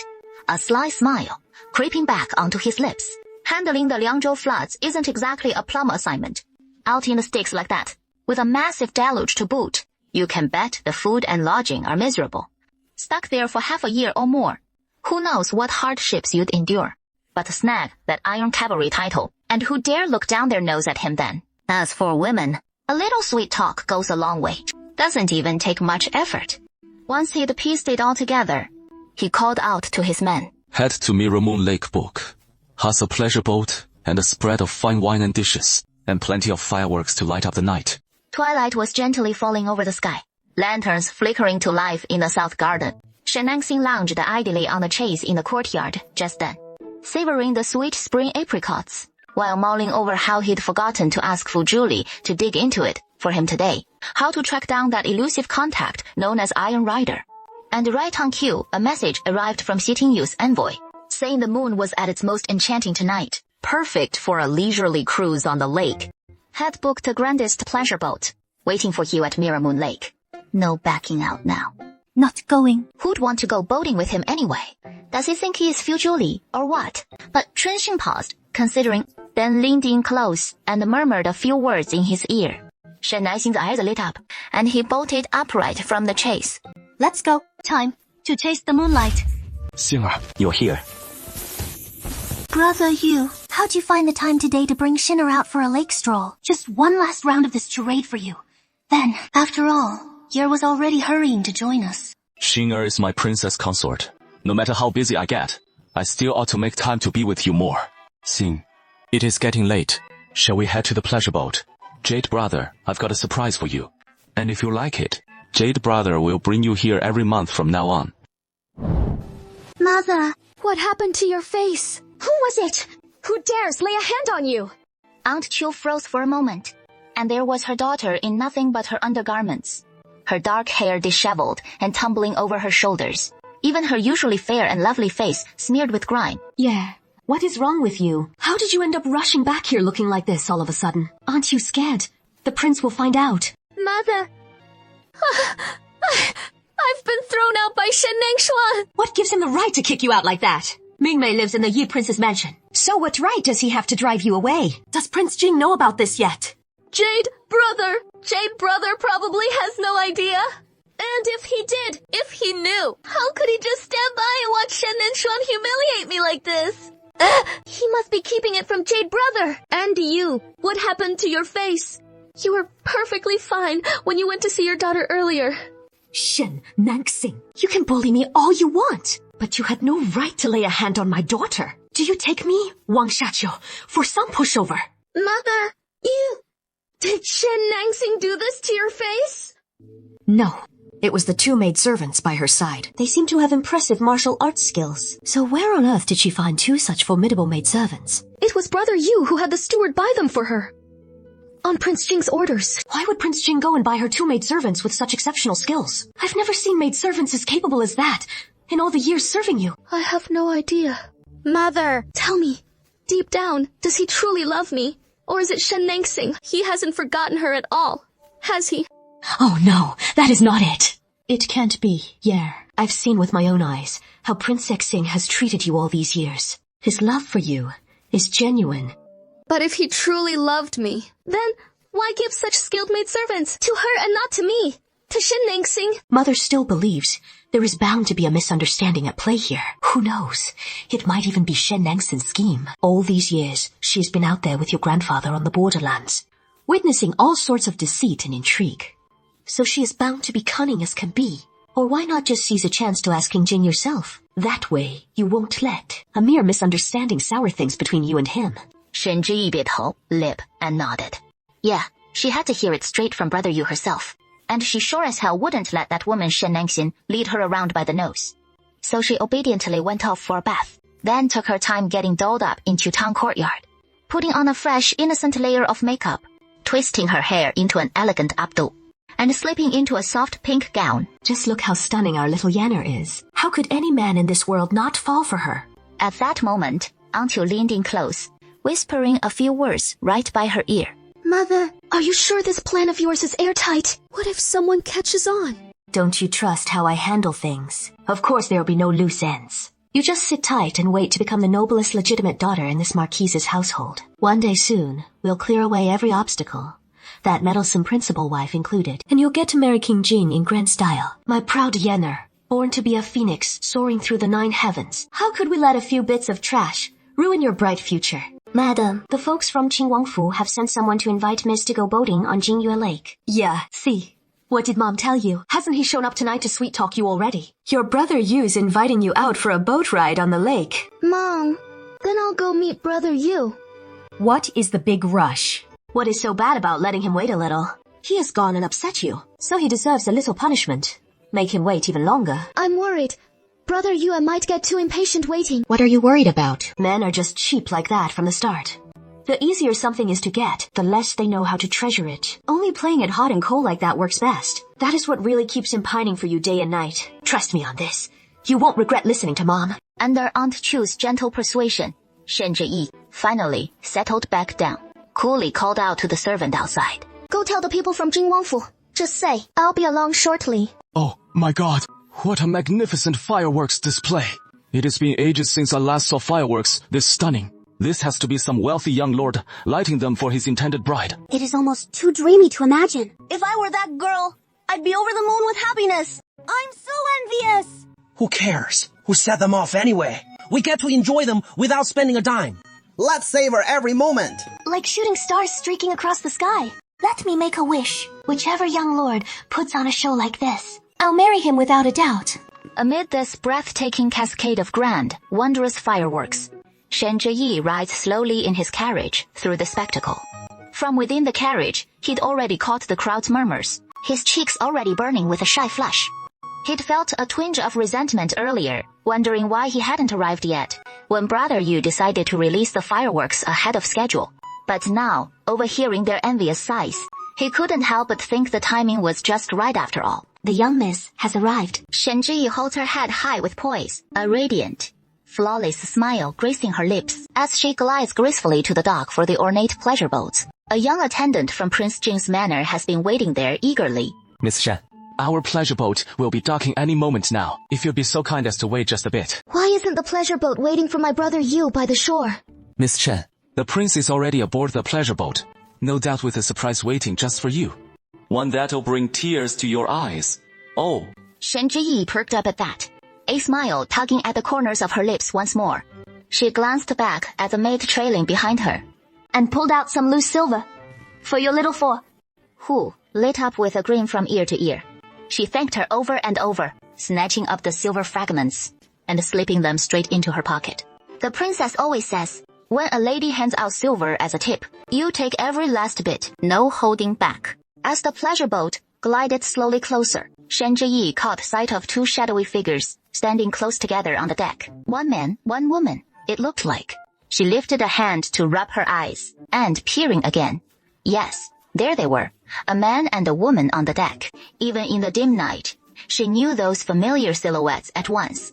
Why? Wasn't it Brother Yu who asked her out for a lake cruise today? So why is Shen Nanxing there too? What is all this about? Why is the Jing princess on the pleasure boat as well? Our prince and princess are finally together. What is so strange about that? And, besides, if I ever hear you disrespecting my princess again, don't say I didn't warn you. The princess went ahead and sold the mansion today, along with the shops and farmland, bringing in a tidy sum. And then she rewarded every servant in the household with 10 taels of silver each. Of course, he'd go all out to protect her, even fussing over that pleasure boat. Marrying you as my princess in this lifetime is the greatest blessing I could ever ask for. Do you remember 8 years ago, right before you and your mother headed to Huashan Temple to pray for blessings, what you asked me? I do. I remember asking you then. If you wanted to see me every single day, you told me to wait until you got back from the temple, and then you'd give me your answer. And then... My darling wife. The reason I said it like that back then was because I wanted to surprise you. I thought you might not want to. Your birthday was coming up, so I impulsively bought a bunch of fireworks, planning to light them up on the big day as a surprise for you, and finally confess my feelings for you. But I never imagined that the one who came back waiting for me would be your neighbor. I've regretted it countless times. Why I didn't confess my feelings to you before you headed to Huashan Temple. You have any idea when I found out you were still alive? How overjoyed I felt inside. Shen Nanxing twitched the corner of her mouth and secretly rolled her eyes while Shi Tingjiu spoke these words.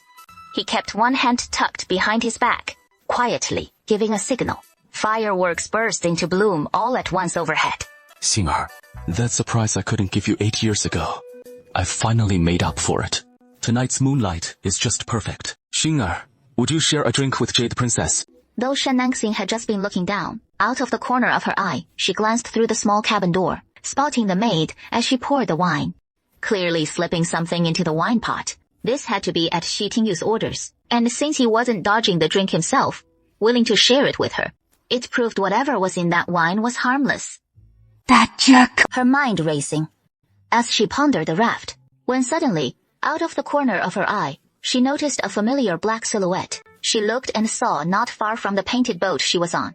There was a small painted boat through the small window. From his vantage point, he catches a glimpse of her profile. My dear wife, you're so beautiful. With those words, he raises his cup of wine to his lips and drains it in one gulp. Shi Tingyu sees him down the wine, an irrepressible smile blooming on his face. In the adjoining painting studio, across the low table, the Minister of Works gestures animatedly with both hands, while chattering on without pause. As he wraps up his words, he notices the man in black knocking back, glass after glass. He suddenly feels a twinge of embarrassment. Lord 9000, if not for Chen Yi's affliction with drink, which brings out red rashes all over his body, this minister would gladly carouse with you, until we're both thoroughly soused.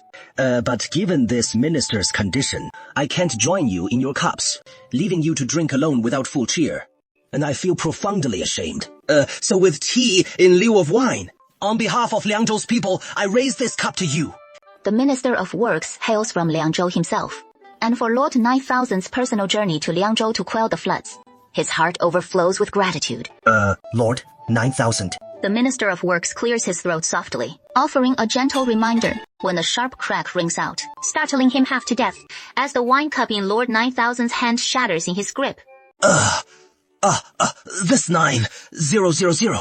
Year-old, if you insist on making this subject drink the wine, I won't. It is not that I can't.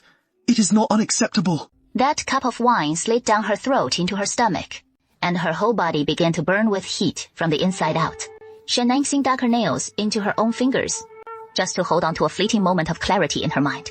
Yet, she couldn't stop her gaze from growing hazy. Shi Tingyu saw it and knew right away. The drug must have kicked in. Xing'er, I remember you once told me that your maternal grandfather gave you the tally called Iron Cavalry, right? Yes, grandfather gave it to me. That ugly, pitch-black thing was so heavy too. This tally means everything to me. Would you give it to me, Xing'er? Didn't I already give it to you? When did you give it to me? I handed it right to you myself. You forgot. You gave it to me. When did you give it to me? Where? Deputy Commander. But as she draws nearer, Shen Zhiyi sees it all too clearly. Her jade brother, lost in affection, leaning in to kiss another woman. Brother, hey! Shi Tingyu! Ayo, little miss, you shouting at that painted boat out in the middle of the lake. Ayo, give it up. We're up against the wind here. They won't hear a thing. Just then, a shadowy figure darts past in a blur, catching everyone off guard, and snatching the woman in red, Nuan An and Nuan Ning, hidden in the shadows. Their faces pale with shock. They kick off with their toes and leap after him in pursuit. But the black-clad kidnapper is far swifter than either of them. No matter how hard they push, pouring every ounce of strength into their lightest skills, they just can't close the gap. The black figure is about to vanish from view. When a sudden crash echoes, another shadow bursts through the window of a nearby painted boat, streaking forward like lightning to join the chase after the kidnapper. Shan Zhiyi on the shore saw the black-cloaked man snatch Shen Nangxing away at the crucial moment, and felt a rush of unprecedented thrill right away. The guards gave chase, but they were clearly no match for the black-cloaked man's speed, not by a long shot. If Shen Nangxing doesn't turn up by morning, his reputation will be utterly ruined. And we'll see how smug he can be from then on. He even burst into wild laughter. How laughable. He won't be laughing for long. He spotted Brother Yu tumbling down, helped up by a woman dressed as a maid from the pleasure barge, who then started groping her all over. Before the two slipped into the cabin, out of sight, his gaze darted wildly around, until it landed on a small boat moored by the little wharf nearby. Hey, big sis, mind lending your little boat to your little sis here? I can pay you in silver. Hey, it is no trouble at all. No need for silver. Just go on ahead. Once aboard the pleasure boat, he caught faint moans and gasps drifting through the air. His face drained of color in an instant, and he bolted straight into the cabin. The cabin room lay in suspected disarray. Behind the hazy, swaying gauze curtains, where two entwined bodies could just be made out, the man's stifled groans mingling with the woman's soft cries, sending Shan Zhiyi into a complete frenzy. With a crash, she charged forward, seized the woman by the hair, and yanked her off the man. The woman let out a sharp cry, paying no mind to her aching body from the fall. She scrambled away in haste. Why are you here? Shan Zhiyi said nothing, tears spilling from her eyes like beads from a broken string. Shi Tingyu's heart twisted in pain as he flung open his arms and pulled her tightly into his embrace. Yan-er, I'm sorry. Shan Zhiyi still remained silent, letting him hold her close. I was drugged. Shan Zhiyi's heart ached unbearably. After all, up until now, Shi Tingyu had never touched another woman besides her. Brother Shi, I know, child. With those words, he finally wrapped his arms around her in return, pulling the tall, upright man close. It was all Shen Nangxing's fault. The fault of that lowly maidservant. After venting his frustrations with the pleasure boat's maidservant just moments ago, that restless heat and the surge of impulse had started to ebb a bit. But now, with this warm, fragrant softness cradled in his arms, the fire inside him that had begun to cool came roaring back in an overwhelming rush. Help me! He couldn't hold back any longer and reached for her fair, slender neck. The entire night passed without a moment's rest. The man in black moved with blinding speed, clutching the woman in red to his chest, still swift as lightning. But he'd barely covered 100 meters when the sharp whistle of air-splitting pursuit echoed from behind. Put her down. What are you to her? His deputy coach. At the sound of the woman's voice, both men froze for a split second. Fujuli. The fury smoldering in the black-clad, black-haired man's eyes burned even hotter, and he lashed out with a fierce palm strike at the man in black. It was about to land, but then he saw the man in black hurl the woman forward. Fujuli's face twisted in sudden alarm, and he hastily pulled back his strike, catching her safely in both arms, pulling her close against him. A quick glance around, the man in black had vanished without a trace. Did you get a clear look at who it was? Sin, go. But just as he bowed his head, the corner of his mouth was swiftly pecked by the woman's crimson lips, causing his heartbeat to skip a beat. Jiling, 无赦. She pouted, eager to kiss him again, but he clamped his palm over her mouth. Ice coach, help me out. You've been drugged. Hang in there. I'll get you to a doctor. With that, he scooped her up and leaped into the air, racing swiftly toward the city. All the way, the woman was anything but compliant, stealing kisses on his face the moment he let his guard down, his neck clamping down hard and refusing to let go no matter how he scolded her, stubbornly holding on. A strange shiver ran through the man's body, followed by a sudden blaze of heat surging in his lower abdomen. Down there, he felt himself stiffen. The man's face flushed pale one moment, blue the next, his gaze clouding with momentary bewilderment. Glancing down at the woman in his arms, he saw her eyes glazed over in a haze, her cheeks burning red. Clearly lost to reason entirely, his steps faltered. This wasn't some ordinary poison she'd ingested. The city doctors probably couldn't do a thing. Shi Tingxiu had the nerve to slip her something. This is vicious. But even in his urgency, there was nothing he could do right now. After a brief moment's thought, he tightened his hold on her, and veered off toward the Nether Valley.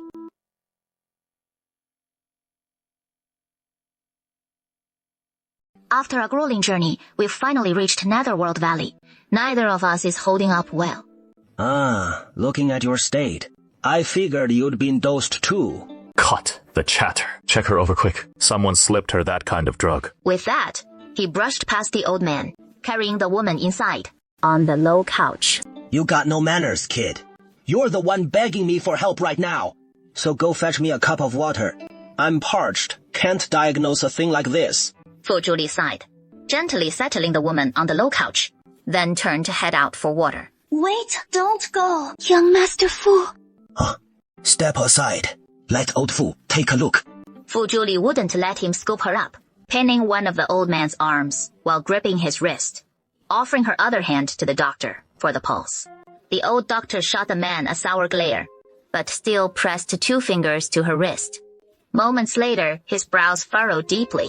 Well, she has been poisoned with Grey Spring fragrance, but that stuff was wiped out and banned over a century ago. It is contraband in every nation. Who'd have thought North Yu could dig some up? Can she make it? Yeah, as long as she unites the yin-yang yin with the man, doing it dozens of times in a row, she'll be cured without any medicine. Fu Zhuli's face darkened again. If this old man's not mistaken, this woman here must be consort Jing Wang now. Right, just take her to Prince Jing. Problem solved. No need for that method. Any other options? She and Prince Jing are married, so why not use it? If she can't unite yin and yang with a man, she'll just burst apart and die. Look, she is barely hanging on. Anything else? Got any other ideas? None that I can think of. Hui Chunxiang's effects are way too potent. Ordinary remedies won't cut it. Unless what? There is a cold pool in the stone cave of Youming's ancient rear mountain. Soak in it for 12 hours straight, and it should neutralize the poison. Where is this cold pool?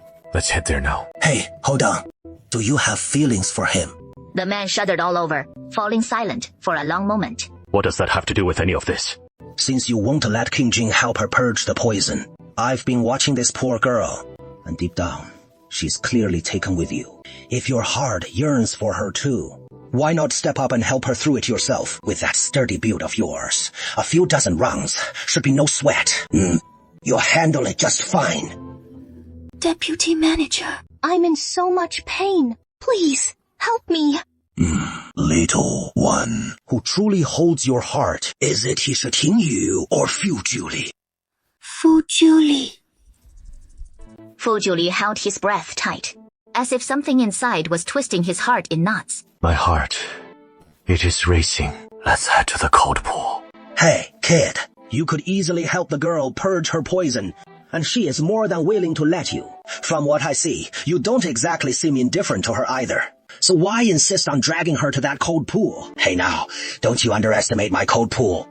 It has got this natural formation, built up over ages, likely 1,000 years in the making. Way chillier than any ordinary winter pond, I tell you. Soaking in there for 12 hours. Though it can purge the poison, but it'll do serious harm to her body, especially for a woman. Have you really thought this through? What harm can't you bear? If it is just an ordinary case of bodily weakness, I could certainly treat it myself. But if a woman soaks in the cold pool for 12 hours, there is a great chance it'll damage her vital essence, leaving her barren for the rest of her life. For this kind of condition, I'm afraid I'm not skilled in treating it. The young man's face paled noticeably. Oh dear. Even if the girl soaks in the cold pool for 12 hours, and the poison is purged, she won't return all night. Her reputation will be ruined, so you might as well help her purge it yourself, without damaging her vital essence. This girl is still innocent, untouched by the world, so remember to be gentle with her. You know, after tonight, she may not be able to stay in Prince Jing's mansion anymore, but that is between you and the girl now. I can't meddle in it. What if you don't like her? Send her to Prince Jing right now. It might still be in time. Yeah. Anyway, thinking of the girl, try not to delay too long. Dark clouds are oiled in his eyes, engulfing everything. He stood there, stunned for a long moment. You've been hit with that poison, and it can only be cured by consummating with a man. Okay. Shall I send you to King Jing? Don't panic! I must bear the burden of Julie. Alright, we won't go then. We won't. Then let's head back quickly. I've got 3 side rooms in my backyard, all sitting empty. So you two can head over there. I guarantee that before you two come out cured, no one will disturb you. He took 2 steps, but heard no footsteps behind him. So the old physician turned back, only to see the man still holding the woman in place. Come on, let's go. Why are you dragging your feet? Oh dear. You're not in a rush, but that poor girl is about to burst. Hurry up now. Lead the way to the cold pool. What? Me? No. Hey, you all go on ahead. No one will come to disturb you. Fu Zhuuli carried the woman into the cave. The wooded path stretched dark and narrow. They followed the trail for another quarter hour or so. The woman's arms clung loosely around the man's neck, perhaps sensing the encroaching chill, which offered a fleeting relief from the fire raging inside her. They passed through a stone archway, and the view before them suddenly widened, revealing a luminous little chamber. This had to be the cold pool the old physician had spoken of. Have you decided yet?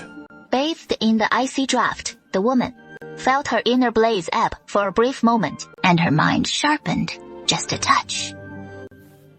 You've been dosed with that aphrodisiac, and to purge it, you'll need to consummate with a man, or immerse yourself in this cold pool for 12 shichen. So, which will it be? Let me think. If Enchai tries to bolt, The cold pool might well leave her barren for life.